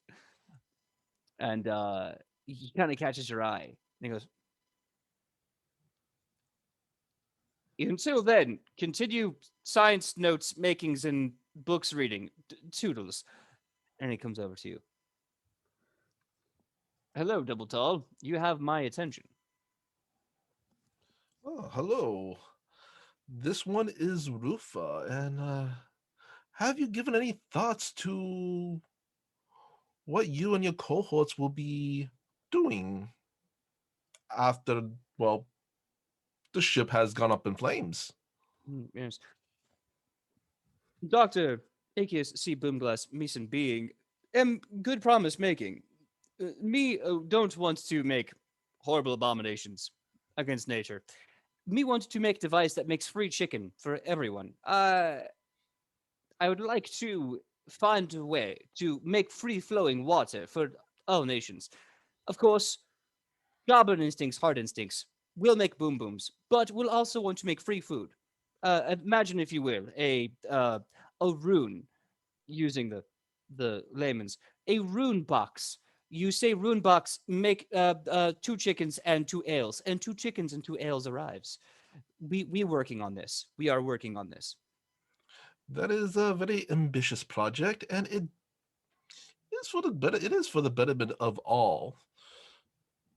How do you, how do you expect to do all this? Do you have any plans so far? Goblin science. We know the way. We show the way. True, but to do so, to find a way, you would need a location, perhaps a workshop, relative safety. Mm-hmm. Rufa represents a organization, a commission, if you will, of like-minded individuals for the betterment of all. Uh, perhaps, perhaps this might sound good. A partnership. Hmm. If Double Tall Rufa promise Dr. Boomglass grant, we can help along the way. True, true. And once you do make your inventions, your goods, you will need a distribution network. Mm. Rufa has many friends in the merchants that perhaps could help with Yes. distribution and funding of such projects, which will in turn fund your projects. Indubitably. Yes. Indubitably. Yes. Yes. Boomglass will be handshaking sign now. Please take hand signing, shaking, please. Rufa shakes his hand. And he goes, yes. Deal making. We work together nowish. So we will go off. Please make checks out to Boomglass Industries. We will work on this. Rufa, from his money pouch, takes out another 100 coins. An investment in your future. Yes. And Good grant. also, he really quickly writes some letters. And if you do need to, if you once you get to a certain point, here are some letters. This one, if you could get to, it's a senatari that works with us in Adafon Prime. And here is another letter that would give you an introduction and safety to a friend of the organization in Bryax, Adolf.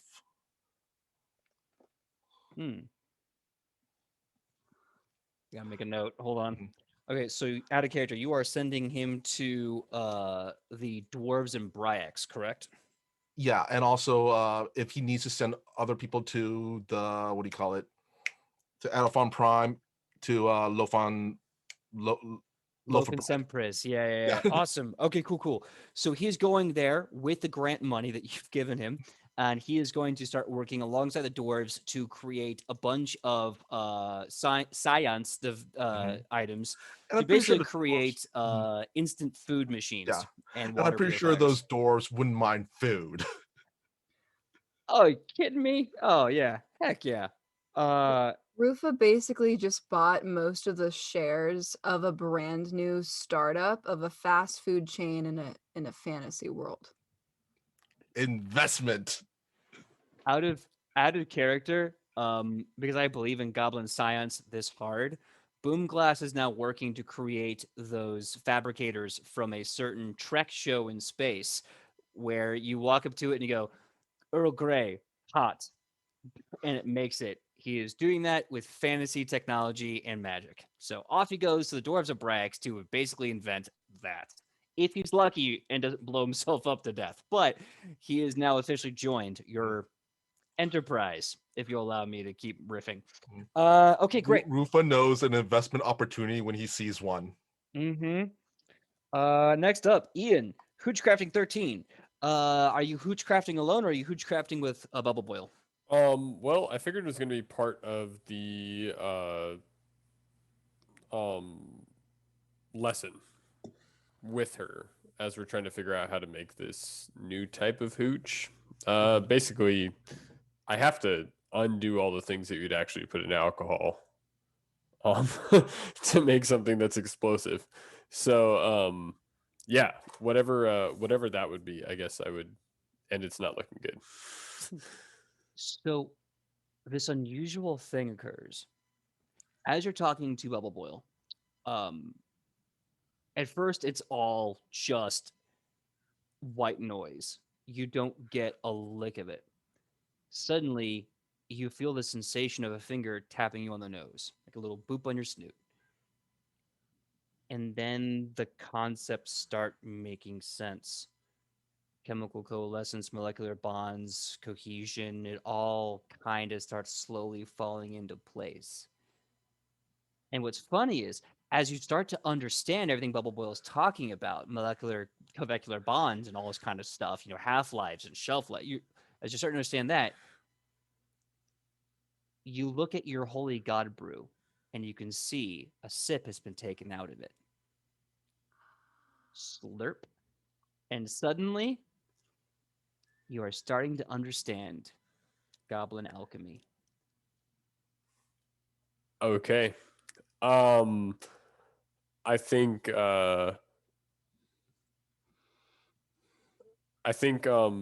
Woodward is kind of like caught up in all the middle of this, but it's kind of making sense, and she has a tendency to go on about the same thing for a little while, so he kind of just takes a moment to himself. And he says, well, and it's just kind of internally, but the first thing that you end up doing with when you're making a barrel of hooch is that there's two things. There's the God share and the devil share. The God share is what evaporates out of the bottle, and that's what I'll count for you, Rochelle. I hope as hell a devil never takes something out of this. And then he just kind of continues listening.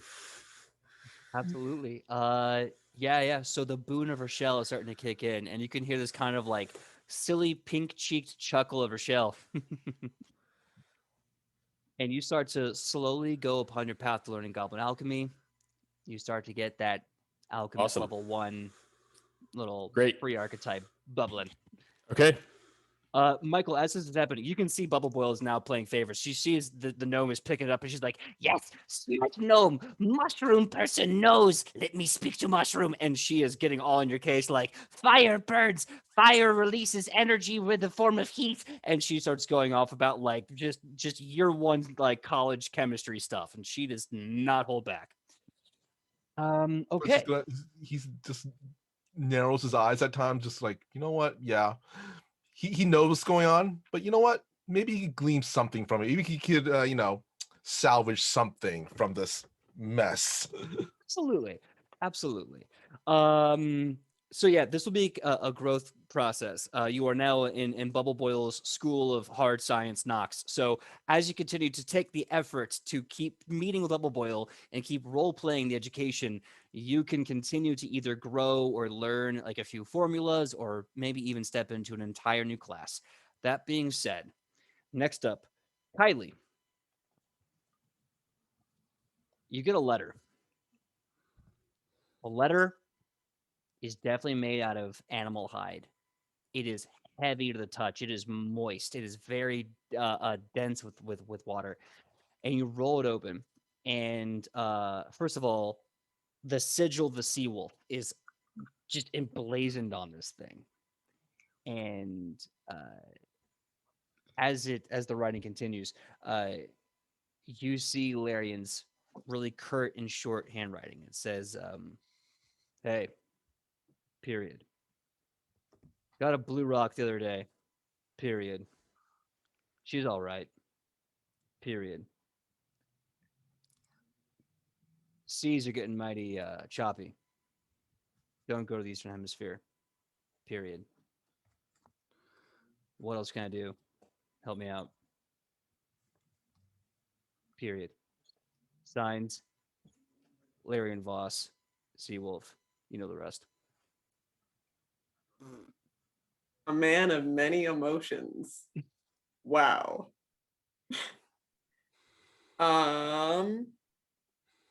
She's just gonna be like, oh, I hate this man so much. Going to roll up the scroll and stick it in her bag. Take out her own piece of paper and start writing. Okay. What do you want to say or ask of Larian in this letter? It'll be to recruit Madazong, or at least attempt to be like, hey, be on our side so we can hopefully have an armada.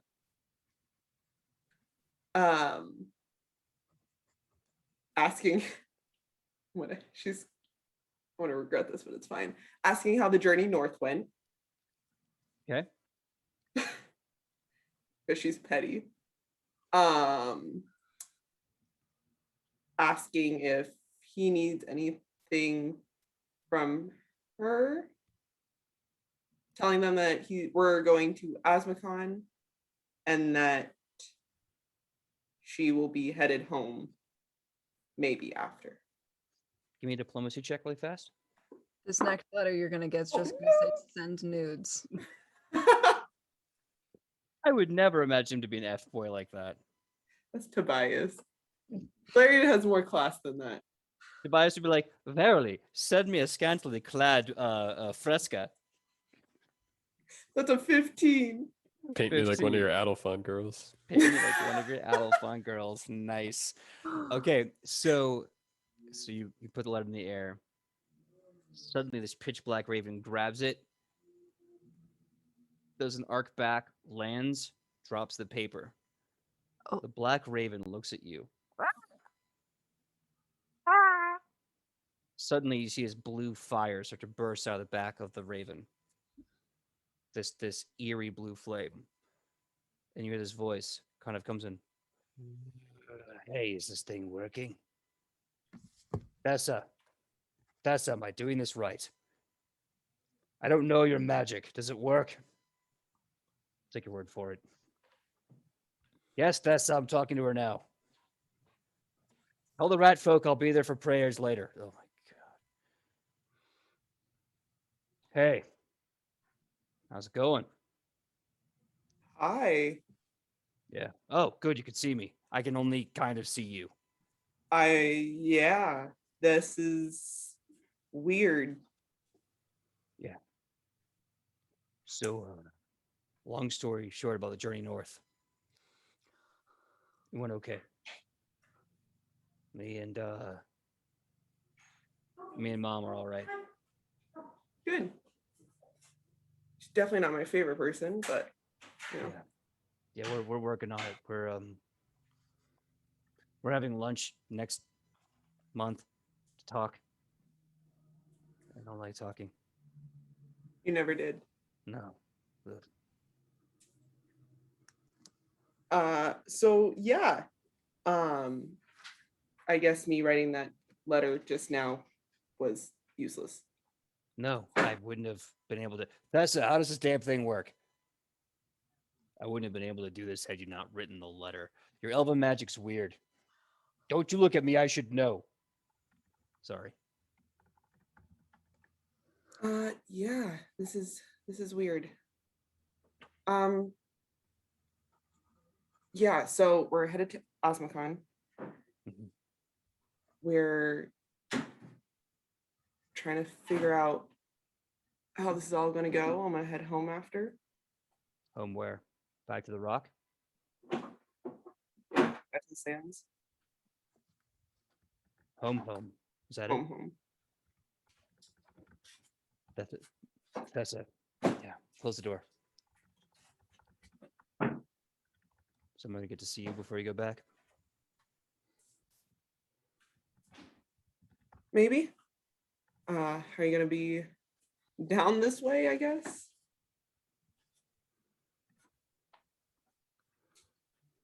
I got an invitation to something else, but I can make time. Then I guess that's a date. Yeah. All right. Um, You know, if I survive this war. well, then survive the damn war. Say it like that's easy. That's, you know, he's never, not everyone can just like jump in the sea and live, you know. So Not everyone can walk in the sand and live. I can still die. You really are more indestructible than I am. Only when it's wet. Listen, Madazong's here. We're getting along well, drinking, like we do. We'll see about that armada. One thing is for sure. You tell the wolves where to put a boat, we'll put a boat right up its ass. I know I could always count on you. Mm-hmm. All right. Boats, Madazong. See you before you go back. Anything else? I didn't read the letter. I just proc this whole damn ritual to kick off. I'd be more surprised if you did. I deserve that. Okay. I'll see I you in guess- Nadelfon. Yeah, see you soon. Hey, one last thing. I don't want you to forget this. You owe me a boat. Your mother has it.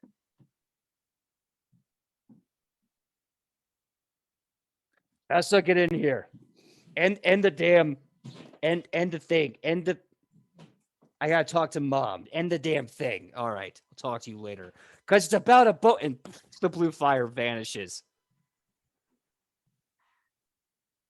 Oh God.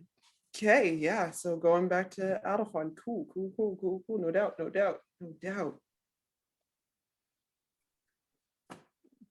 She's gonna walk alongside the cart instead. All right. I'm running out of room for notes there. I'll have to put it on the side.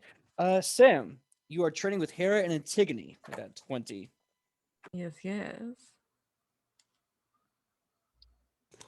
Okay. You made it sound scandalous so quick. Yes, yes. Yes, yes, we train. All right. Before we do, Shonibus, make a note in case you have any doubts moving forward. You can now mobilize Ulfgard Company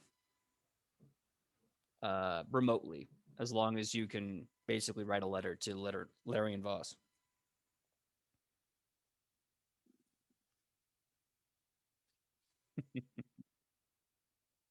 All right. So, Sam, along the way as you're traveling, you're walking, you're talking, and you just start wrestling. You start figuring out your moves, right? Uh, so basically, Antigone and Hera are both amazing fighters. The problem is that they have survived back to back against a countless horde of enemies their entire career as mercenaries. They only know direct and to the point violence. They don't know the grace, the subtlety, the storytelling, and the lethality of Lucha. You're gonna have to really work with them. Along the way, you start having these moments. Hera is basically like her head is tucked in as Antigone's got her like in a headlock with one arm up, and she's like, "Why do I have to hold her arm? I have her in the headlock. Why don't I just knee her in the face until she bleeds from her nose? This is pointless. What am I doing?" Listen. It's also about the drama, all right? If you just take someone out super fast, what is there to show, your audience your skill. Okay, okay. So I pick up the arm to show that I got her, and then I somehow lift her with just my wrist. Why don't I just drop her on her head and knock her unconscious? I it's, yeah, like sportsmanship kind of, it's like that's like your last chance move. You really want to what's better than that is you just go at them and get them turned around, right? You're just like, oh, and then they're just like, spinning in a circle. They don't know which way's up, which way's down. And while they're spinning around, you look to the crowd, you're just like, they're dizzy, but you're ramping everybody up. So not only are you putting on a show and the audience is on your side, but think about psychologically what that does to your opponent. You're not just breaking their bones, you're breaking their heart. So Antigone looks at you and goes, "I like your words, little luchador." And she just picks up Hera and drops Hera on her back in this surprisingly beautiful suplex. Hera's like, "Ah, oh my God." And she looks at you and she goes, "Am I selling it right? Like grab the back, arch the whole thing, and yeah." Yes. Oh, you're a natural. Just beautiful. I'm not gonna say we're both amazing fighters, but Antigone does all the muscle work and I do all the, all the selling. And then Antigone's like, "Shut up, get up." And then as she like grabs like Antigone or Hera by her hair, Hera pops up and just gets her by her legs, and then just does this diving dump and just drops her to the ground. And she puts a foot on Antigone's chest and just starts flexing like. Am I doing it right? Because I hate to tell you, Yes. Antigone, I think you just got what's the word they say and dunked on. That's what it Ooh. is. Mm. Yeah. That's beautiful. I like that. So did you do like maybe like kiss your bicep? Mwah. Kiss the Yeah? bicep. Yeah. Do that one. That one's good. Like, Oh, mwah, yeah. Cause like y'all want to do that. Kiss this. Mm. okay. But Yeah. this is gonna kiss them right in the face. Right. So I'm gonna just punch Antigone in the mouth right now, right? No. Because like No. I have her in a position where I could just like, like I could just finish her right now. You could. How about this? You Okay. pull her up by the collar, right? Mhm. Oh, Make right. her. Yep. You got it. Mhm. Okay. Now give her a push backwards so she stumbles. Make sure you stumble real good, like real She- dramatically. She throws her. She goes, and now I've thrown her off her rhythm. Right. Now what? Yes. Now you run to the other side of the rink. Give yourself some space, right? Okay. And she starts And running. this is my finishing move. She runs over and she hands her Ichi's maul, and she whispers in her ear of like how to do the finishing move. Do you know what I'm like, catching my drift, or do I need to tell you? No, you see her eyes light up. She grabs your maul. She grabs her own maul. And she looks at Antigone and she goes, "The circle keeps on rolling, baby." And she starts Yeah. running for Antigone. Antigone's like against a tree going, "Wait, what is she doing? What? No. Sis, no." And she takes these hammers and she just does a flip forward with all momentum of these two mauls, lands, does another forward front flip out of the momentum, and just crushes into Antigone, sends her to the ground, lands on her, and you notice she's landed in the perfect top pin position. And she just there were two mauls going, "Circle of life, baby." Ichi, just like a single tear falls from her eye. She's like, that was beautiful. So you start working together on the road. You now have this amazing, you can name it, it's your baby, the move. But you worked out this three-way like maneuver where Antigone basically runs the body of the rope. She doesn't throw, she runs them with this clothesline and stuns with the clothesline. And as they're recoiling from the clothesline, you and Hera both hit them with the circle of life into a direct pin maneuver. It's a finisher. It finishes the fight. It's nasty. What are we gonna call that, guys? Like, this is so, like, thank you so much for helping me work out this move. What, I'm thinking something coffee themed, you know, my vibe. Coffee themed. The double grinder, the special roast, the Osmocon press. Oh, I like it. That's nice. That's nice. What do you think? What do you think? Is this it? Antigone is like, look, as long as I don't have to take both of you jumping on my sternum every time, I'll call it whatever you want. Beautiful. You guys Damn are though, just so great. damn, out of character, you okay with it being called the Osmocon press, right? Heck yeah. Sounds All right. great. The Osmocon press, aka a running double circle of life. Okay. The Osmocon press. Awesome possum. After easily a week and a half of walking and talking and learning and growing and studying and speaking with estranged men of the world in various ways, you finally come back to the familiar rushing sound of the two-way water system that kind of circulates in and out of Agrippa upon Aubert. And that is where we're going to take our 5-minute break. When we come back, the party will probably go marching off to Eastwell, and we'll see what happens next. Thank you so much. See you in 5 minutes.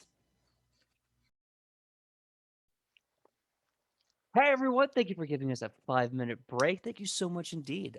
So the heroes of Edge of Legend, you know what I have just kind of had an epiphany.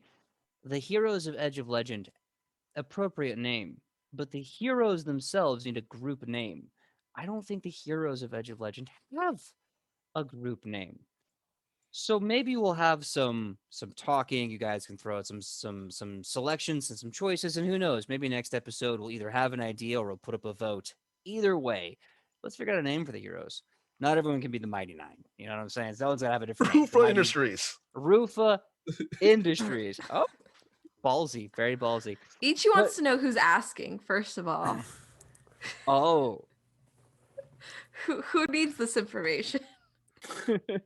Or Heroes and Tobias. I feel like you should be Lovely. excluding Tobias. yeah. heroes minus Tobias.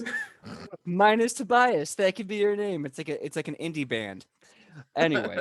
Yeah, but then he gets the only one who knows, like, oh, what are they? Oh, well, I don't know, what their name's Tobias. Then everyone knows Tobias. So That's a smart call. Minus Toby.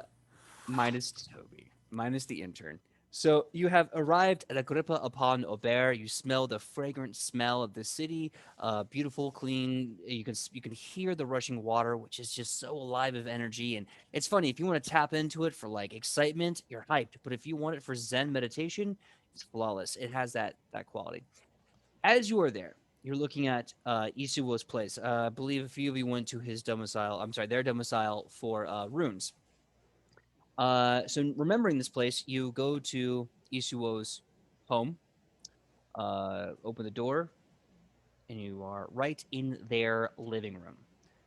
They look at you all kind of smoking a pipe, just, hello. What do I owe this great pleasure of having some friends in my place? I'm sorry, if I had known you were coming, I would have prepared some tea or some snacks. How can I help? well, Isuo, we were wondering if we could use your door. The front door? No, nice. The door that allows you to go anywhere. The funny thing about that is that it is my front door. Some people have you believe that a door is full of mystery. The door controls the travel. A door just blocks it. It's the key that controls the travel. It's the key that controls everything. That's why it's the key. Okay. So can we have it? Well, no. But if you tell me where you want to go, I'd be more than happy to put you somewhere. If, of course, I have a location there. If I don't, I can't teleport you there. But also, would this key allow maybe open a bigger door, allow us to venture forth with our supplies?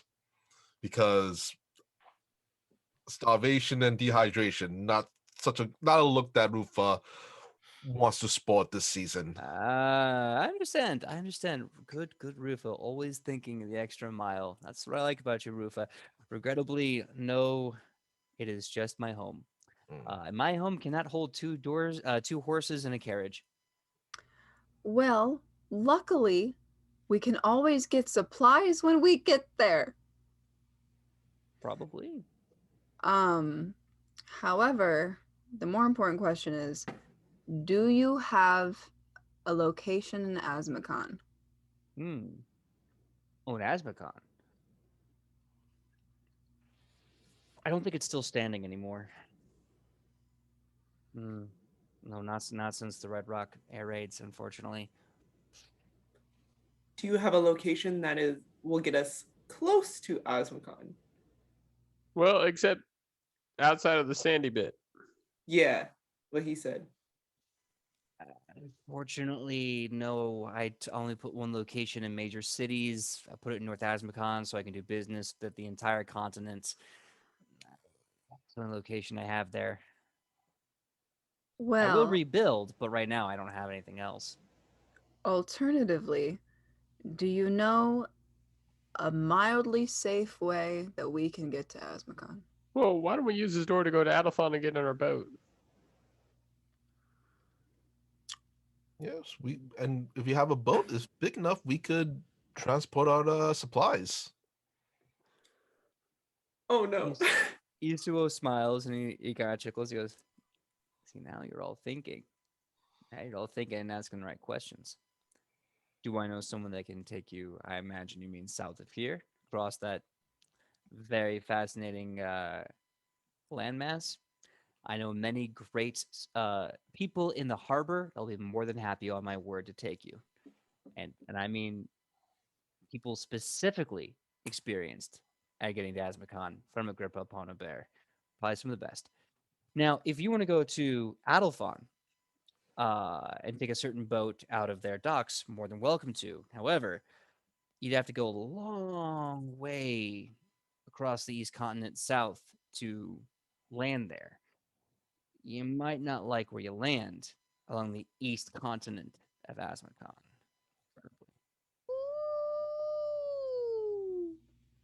Right. Mm-hmm.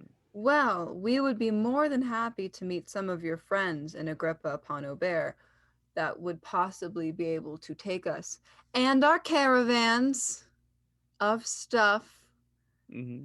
to Asmacon. Of course. Hold on. I'll be right. Can you go into this for me? Thank you. And as he gets up, you see the pipe is just kind of like hovering in midair, like there's a hand holding onto it, but it's just hovering.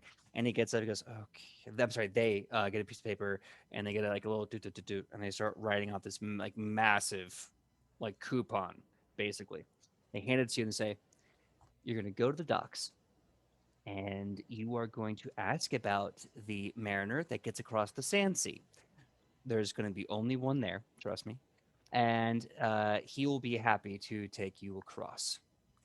Yeah, I think that's it. While I have you, do you need any magical items, artifacts, information, runes? It is, after all, how I make my money. I mean, I have a rune, but like if you have a better one, I will pay you for it. Okay, sure. I have a lot of runes for sale. I trade not only with the artifacts hidden all over the world, but I do trade with the platinum hammer directly. So if you want runes, holy icons, holy artifacts, and yes, sometimes profane and maleficent icons as well, I can do those artifacts too. I'm not proud of it, but the one thing I've learned is that there's beauty in some things, and everyone wants something. Interesting. Hmm. What is the best one you got? Doesn't matter what it is. I'm just curious now. Mm. Can I have the pipe back? Thank you. And you see this pipe move into his hand, and he just starts doing that, and he pulls this curtain aside, and you see this massive bookshelf full of tablets, stones, parchment. You're seeing languages from your home. You're seeing languages from Adelphon. You're seeing languages from all over. Rufus starts noticing some languages. You even notice some Druidic. All across this wall, you see some Asmacon, and you can even see some Asmacon iconography, including some reminders of the God Forest, the Godlands. You even see, for the briefest second, what looks like this really old belt with La Gran Pacifica on it, etched into the belt. And he's just kind of glancing over it. You see holy symbols, and you even see some books. The books are encased in glass, like a book in a bottle. And he's just going across. So really, the question the question is, what do you want? What can you handle?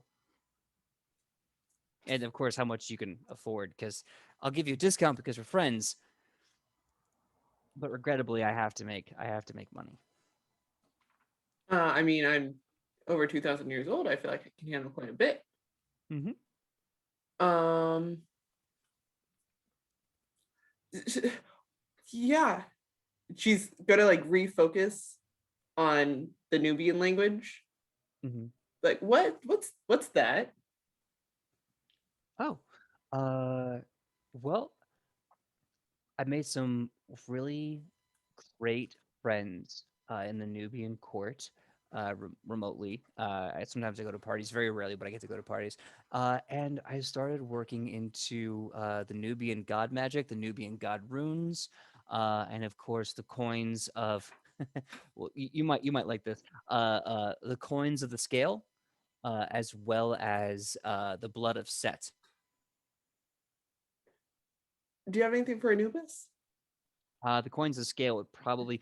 You worship Anubis, right? Mm-hmm. You probably Yeah. shouldn't take the coins of the scale. Then he'd just be angry at you for that. Yeah. Yeah. The idea is that hey, your heart's not as heavy as a feather. Clink. You put the coin wherever you want it to be, and the coin offsets the balance. That's why he Hmm. doesn't like them, and I don't blame them. It's disgusting, but desperate times, I guess. Uh, well, I mean, I have plenty of gold. Hmm. What'll 1,000 gold get me? 1,000 gold. Yeah. He looks at everything, kind of looks down the ground. This gigantic footlocker opens it up. Got some plus ones. Just put it in the whatever makes it hit a little easier, not harder, but like you're not gonna miss as much. Does it do more damage? No, no, just. But the good thing is, you put this in your weapon, it kind of opens up its magical potential. It allows it to experience the infinite creative magics of God and Arcanum and Chaos, literally everything. Yeah, I'll take that one. Why not? Okay. If you want to, I'll put it into your bow. I'm assuming. Yeah, that'd be fantastic. Thank you. All right. Out of character, is your bow already a +1 with a rune? Yes. Okay, so this wouldn't work then, unfortunately. For Oh, that. then can I do my scimitar instead, actually? Of course, heck yeah. If you want to pay the 1,000, absolutely. Sick. So Isuo takes your gold, the 1,000 coins. You see him start to kind of fold his. I'm sorry. You see them start to fold their hands over it, and they just kind of this rubbing, and almost like a magic act, like an illusion in Vegas. The gold just seems to vanish in midair. Seems to just kind of lose space, and then they grab your scimitar and they grab the rune and they just slide it up and down the blade. And as they do, their thumb kind of starts to take it and slide and work the rune into the blade. And they take a deep breath, and you see the golden energy coming out of their eyes like a butter in a pan. A pan warm to a simmering heat from a red coil. You see the butter that is this rune start to slowly melt and dissipate until it coats the pan, until it's no longer butter in the pan. It is merely another part of the pan. And as he melts this butter, as he melts the rune into your sword, he stops, breathes in the magic with a smile on his face. There's face. There you go. Scimitars can be a little better, a little smoother. 1,000 gold well spent, and now that scimitar is open to any number of possibilities. Awesome. Cool. She's gonna look at it, like hold it up, kind of like look at it, and then just like put it back in the scabbard. Yeah, you can kind of see its magical sheen on the blade as you start to put it away. Hell yeah. Thank you. Much appreciated. Of course. It's my pleasure to help you out. Is there anyone else that wants anything? Runes put into weapons, runes from my stock. I just wanted to know. So on our last misadventure, some might call it, I almost died quite a few times. And, I'm always, punching people, axing people, right up in the front lines. Anything that could like help me not get hurt so easy or heal real fast or Alona, come here for a second. He takes you by the hand. His hands are very warm. They're very warm and soft and home and like home. And they take you to this collection of other stuff and they say, and you can just, they lean in and they whisper, so if I had a friend who was constantly being hurt and dying, and they needed a greater power to help them get back in the fight, who should I look to for that? The healer? And who does the healer work for? Afra? Afra. Good. Do you think maybe I should give them a secret rune of Afra?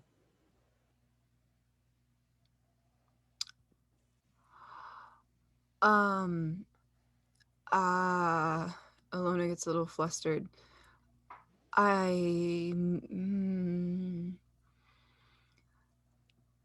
Yes. Okay. They turn back to Ichi. Ichi, I hate to be so rude. How much gold can you give to this?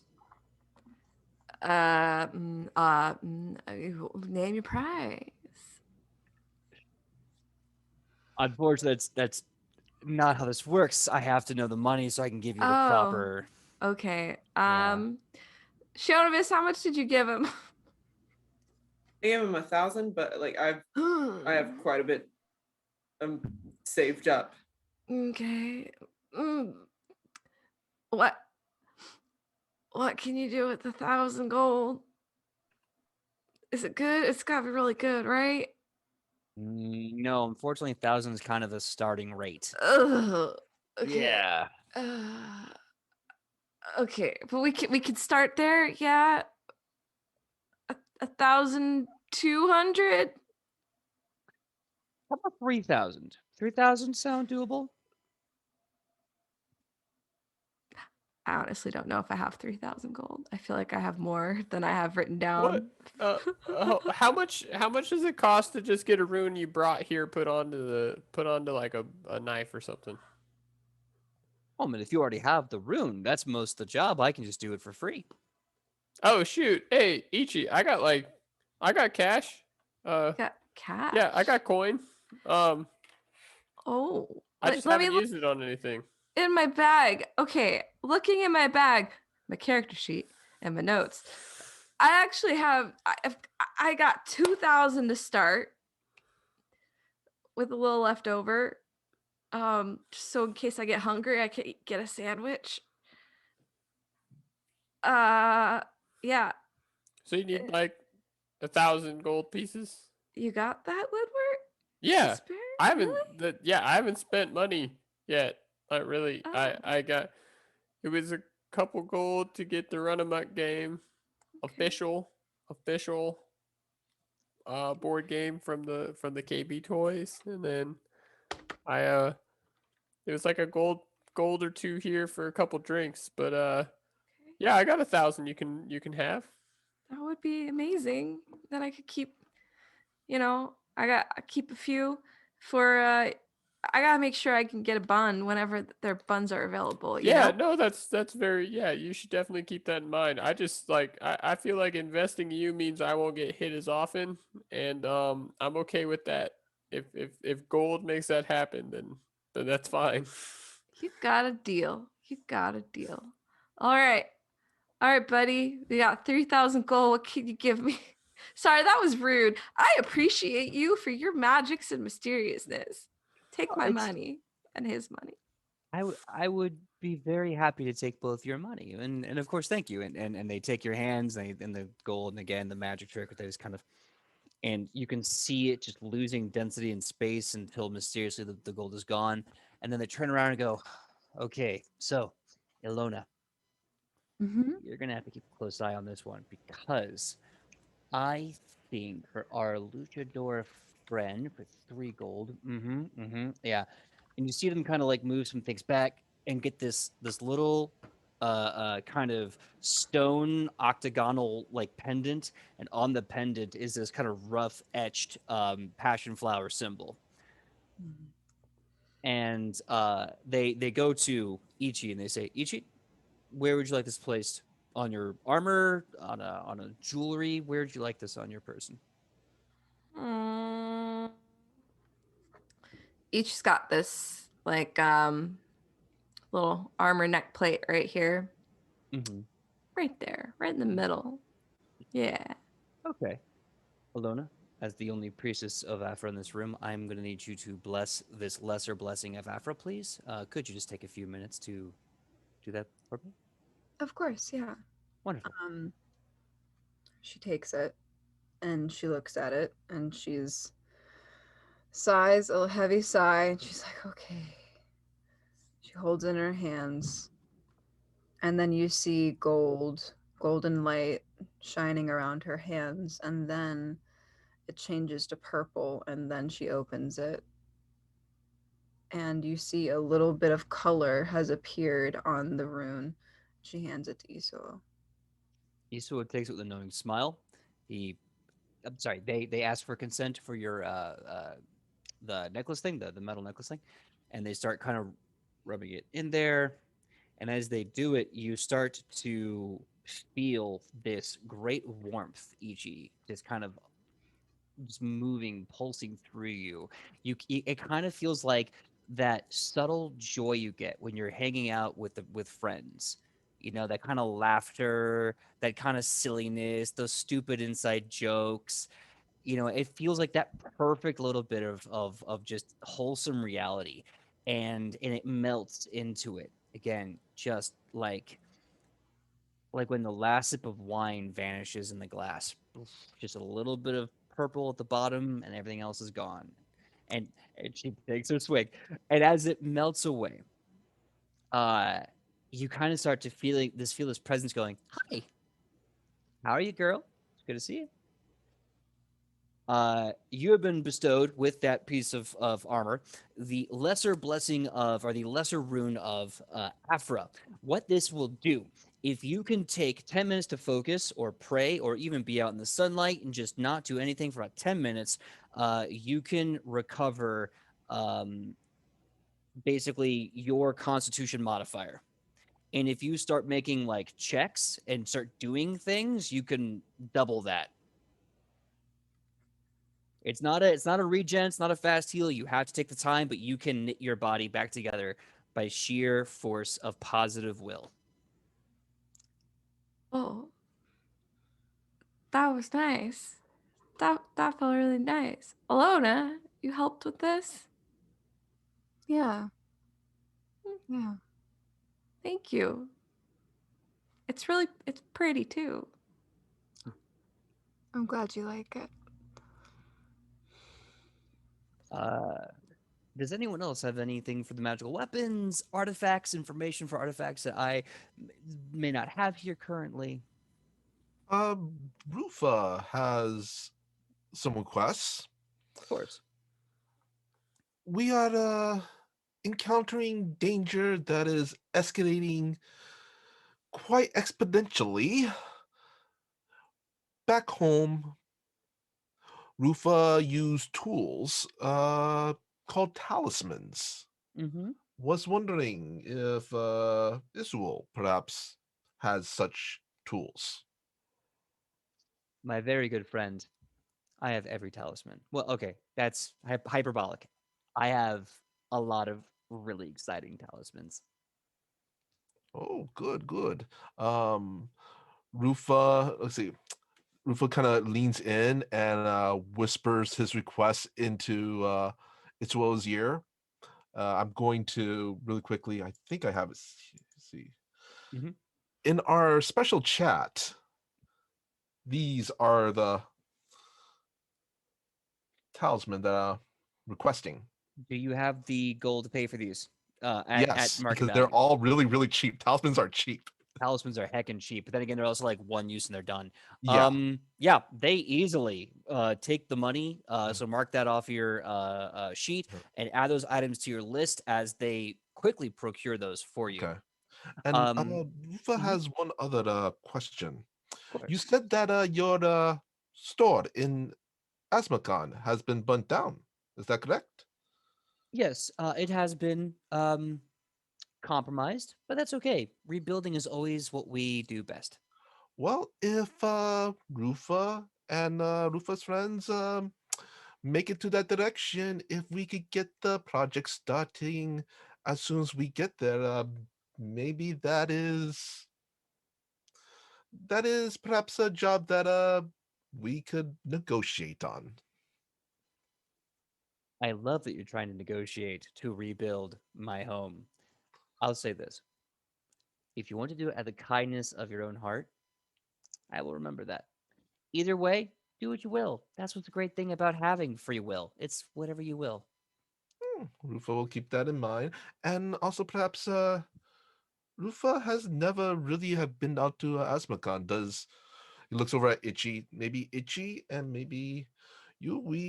We could figure out some goods that we could procure to sell once we get that. Little startup money. Like, do they need silks? Do they need food? Do they need spices? I think the best person to talk to that would be Ichi. But I'll tell you what, when you fix the house or we do whatever we do in Asmacon, I will talk to you then about this enterprise. It sounds like a really good opportunity. Thank you so much. Oh, no problem, no problem. Of course, of course. If there's nothing else, my friends, I'm going Oh, to be heading off to the back. Oh, yes. one second. Oh, I got a rock thingy. Mm. One of them things you putting on the blades and such. of course. Yeah. I don't really have. And Woodward starts like patting around. I got, and he like reaches back behind him, and it's like tucked away in his belt, and he pulls out. He goes, "I got this," Mm. and he pulls out bronze dagger, the clan dagger that he gave him. He's Yep. like, "Can you put these together?" I'm sorry, they take the dagger and they take your rune. They look at it and they go, oof, this is a big deal. There's a lot of trust. I got just the thing for this. They sit down, they put the dagger down on the table, they put the rune there. And then as they did this gesture, another rune appears. They put it down. They start waving their hands over it. And then you see the two runes and the knife start to glow with this hot, golden, bright light. And they start kind of moving the runes into the knife, and they start like just kind of stroking the knife, almost as if they just put ingredients into dough, and they're like kneading the dough and kneading the magic into the blade. And when they're done, it's still a bronze dagger. It's still his clan dagger. It is perfect in every way. Although now, on the hilt, you see what looks like a face. And they turn it and they slide it over and they say, of course, I've done as you asked. You now have it's gonna hit a little easier. However, uh, Braun has trusted you with his family name. That's a lot. Blood, family. That means everything. And because of that, you will have to fight his family's battles as a family member that you are now a part of. So I am putting the wrath of his family into this dagger, so that when you strike at an enemy who has already struck you, you are fighting back with bronze blood. You now have the dwarven rune of retribution, as well as the +1 added to this knife. It functions the exact way as the retribution axe. If someone hits Woodward, their face will appear on that dagger, and when you attack someone with that dagger, you'll get +2 extra damage to that one target that attacked you, or a group that that person is a part of. Right. If you are assailed by more than one Okay. person. Awesome. Wow. Yeah, okay. I hope it's kind of I figured it'd be nice because I plan on giving it back to him eventually. It's when he gets his home all set up and stuff. I thought it'd be kind of cool, but I mean, it's definitely real handy. Thanks. My pleasure, of course. So if you don't mind, please, it was lovely to have you. Send me a letter. Let's just have tea and little finger sandwiches and just discuss life. I would love to listen to some great music and hear about your personal lives. Maybe after the war is done. The best time to have that talk. All right, well, off you go. And as you're about to leave, there is two stops. A warm hand from Yasuo does stop two of you. One, it stops Alona, and they whisper in your ear and they say,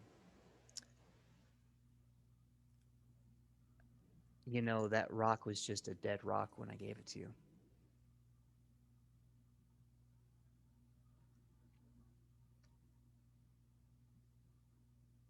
Why did you hand it to me then? What if I mess it up? What if you succeed?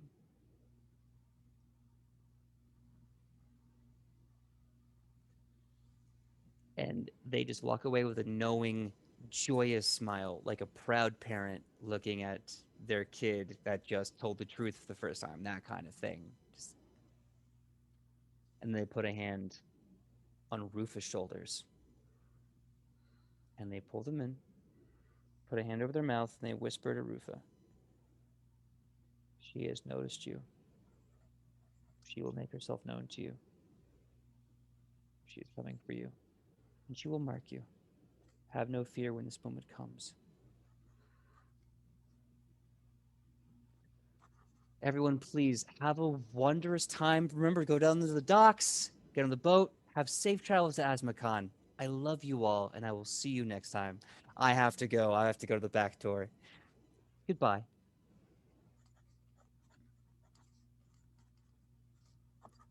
So, with these wonderful gifts of goodbyes, I'm going to assume that you fast travel down to the docks. Real quick, I'm pretty sure we can just hand wave it. Rufa's gonna pull Itchy aside and find out what like caravan supplies that Asmaconians would want and fill our wagons with it. Oh, talk to Ichi. If you'd like to just kind of hand wave it and do it, you can just give me a lore check, one that might be local to you where you came from.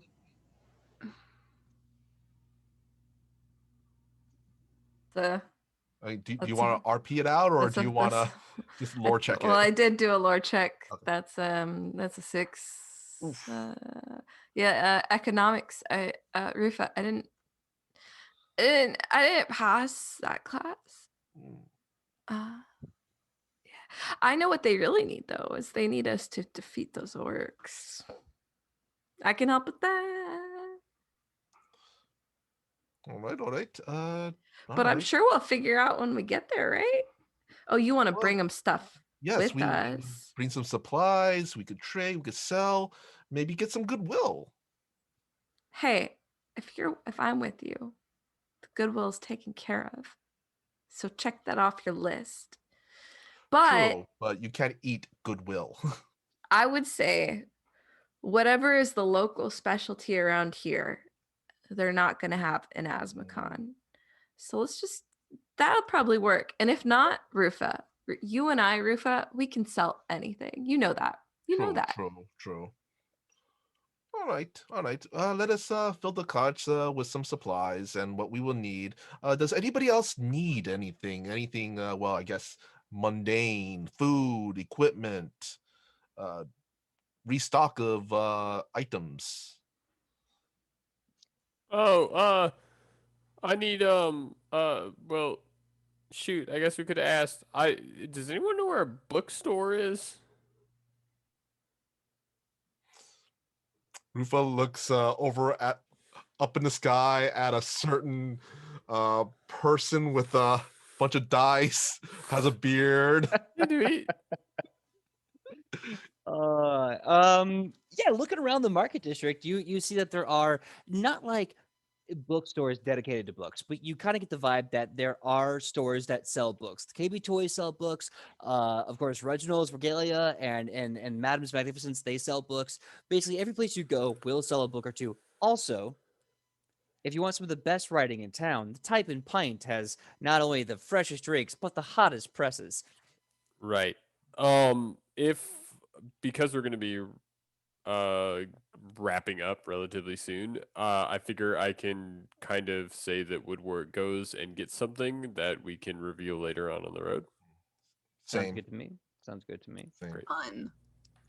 So, after you grab that mysterious item to be explored later, you go to the docks, and there you find this cagey, salty old man just throwing fish guts into the water and getting his bait ready. And he's just like,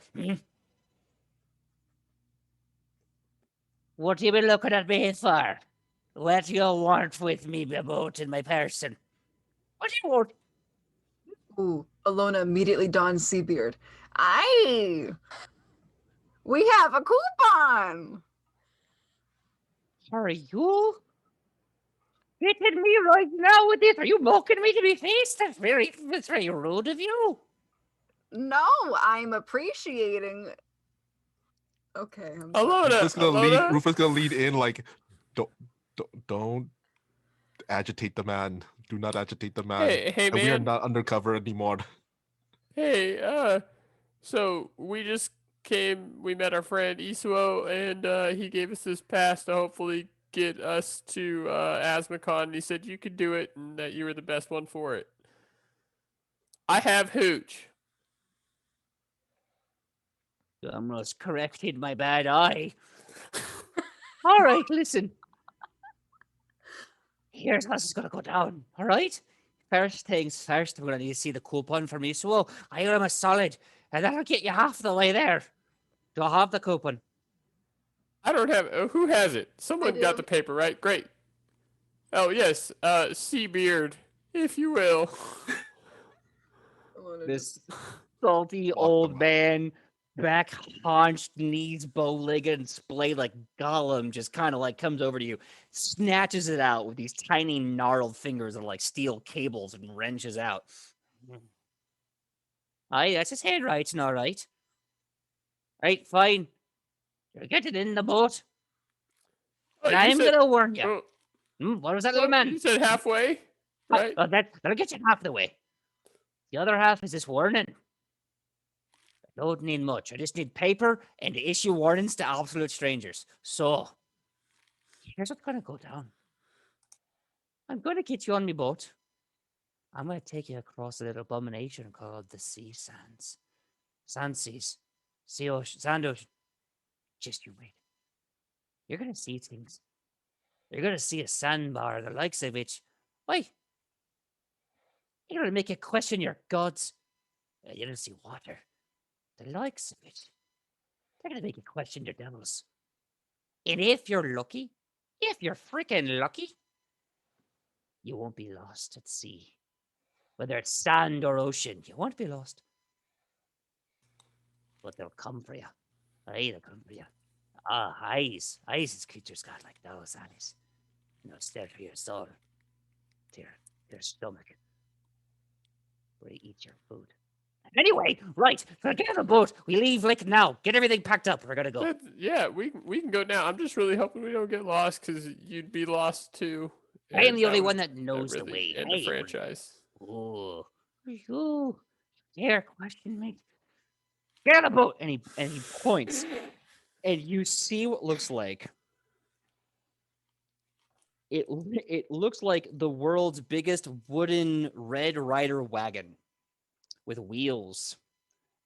Like the wheels are lifted. It's very, very high, very wooden wheels, and it's got like this crappy little thing, and it's got like a little dingy sail, and it's got like a little rudder in the back and two rudders in the front. And he's like, "Aye, that over there, that's the only thing that'll be keeping you alive on the sand sea." And good old Martin. And Thanks, that, Martin. that is where we're going to end episode 39 of Edge of Legend. Martin hurts my neck. So when we come back, we are going to have episode 40. The heroes survive the sea sands with good old Martin at the helm. So without further ado, I want to thank you so much for all the hype trains and the love and the raids. We hope that you laughed at this episode. We hope you had a great time. Come to the next week. There'll be more adventures as they fight the horrible, naturally occurring abomination that is the sand sea. Let us say our goodbyes and all the awesome things, starting with Mr. Michael Powell. Michael Powell, tell them who you are and where we can find you on that great, great internet. Well, I am Michael Powell. You can find me all over the internet on my social medias, which is at Mr. Kapow. That's MrKapao, or my Facebook page, which is facebook.com/Michael Powell Does Stuff, because I do a lot of stuff, like my YouTube channel, Fantastic Tales of Adventure. And on Thursdays on Toyzilla Network, here on Twitch at 6 p.m. Pacific Standard Time, part of a show called Toys Alive, where we talk about toys and nostalgia stuff. So yeah, looking forward to seeing you there. Absolutely. Looking forward to seeing you there too. Next up, Sidney, tell us who you are and where we can find you on that sweet, sweet internet. Oh, my name is Sidney Rubino, and you can find me all over the internet at Sidney Rubino. That's SIDNEYRUBINO. Wow, look at that. I'm on TikTok, I'm on Twitter, I'm on Instagram. Find me there. We can have chats. I started a whole thread the other day on Twitter about how awesome the movie Stardust is and how everyone needs to see it. If you haven't seen Stardust, please do. I also have a YouTube channel that I upload to every Tuesday where I read lore and myths and fairy tales as a character named Sidney of Hightower. We talk about morals. So if you like things like that and you want to be read to, or you like American if you like American folklore, you can join me there on Tuesdays. Awesome. Next up, Sam Sterling, please tell us who you are and where we can find you on that sweet, sweet internet. Hello, I'm Sam Sterling, and you can find me on all the places at Hey Sam Sterling. Let's see, TikTok, yeah, I do some dumb stuff there, and I just want a reason to talk into the microphone like Sidney. That's all I want. I can't believe we're gonna be on episode 40 next week, guys. Oh my god. Okay, that's it for me. All right. Kylie, please tell us who you are and where we can find you on that sweet, sweet internet. Hello, I'm Kylie, or I go by Kai. It really doesn't matter at this point. You can find me at Kai's Wonderful Life. I will not be spelling it out for you, though. Pretty much everywhere on the Instagram, Twitter. I'm even on TikTok. I got some new content coming out for y'all. I'm far more on TikTok than I am on anything else, because I have no life. But yes, also, Monday nights, it's been a long night, guys. I am playing a D&D homebrew called City of Promise here on Twitch at 8 p.m. Pacific Standard Time. We are on the channel called Dragons and Dreamers. We are an all-female campaign, and it's been a ton of fun, so come check that out. Absolutely. I've caught it a handful of times, trying to pop in and just be annoying. You guys are awesome. I love what you guys do. Ian, tell us who you are and where we can find you on that sweet internet. Hey everybody, my name is Ian. On the internet, I am known as the Bearded Scald. You can find me on Twitter, Instagram, and our Discord. That's pretty much it. If you want to come hang out at all, I'm on our Discord quite frequently, so please check it out. And if you want to see anything that I do personally, you can check out witchandheathen.com. It is the candle shop that I own with my fiance. There are still candles up, and we are working on keeping candles up throughout the year, 24/7, for hopefully a very, very long foreseeable future. But if you guys want to check any of that out, it'd be great if you pop by. Well, my name is PJ Megaw. I'm all over the internet at pj.megaw, Facebook, Instagram, TikTok, and Twitter. Come see me. Let's have a good time. Also, Stardust is amazing. Some of Robert De Niro's best work. If you know, you know Robert De Niro, and that is wonderful. Legend. My favorite character there. It was needed. It was so needed. Anyway, so without further ado, gosh, when I'm not here Wednesdays with these amazing people who I love, and it's an absolute honor to be doing 40 episodes, and I hope we get 400 more. I'm here Tuesday with Mr. Michael Powell, 3:30 to 5:30 p.m. doing At the Table. If you checked this out last night, we had an entire episode dedicated to Barbarians in honor of the amazing Sam Sterling. Also, Barbarians, busted. They are friggin' busted. I'll die on this hill. They are insanely OP. Doesn't matter. What matters is come check us out. We talk about tabletop stuff, how to role play characters, ideas, and things like that. We build stuff with you that appears in Edge of Legend as well. NPCs, organizations, magic items.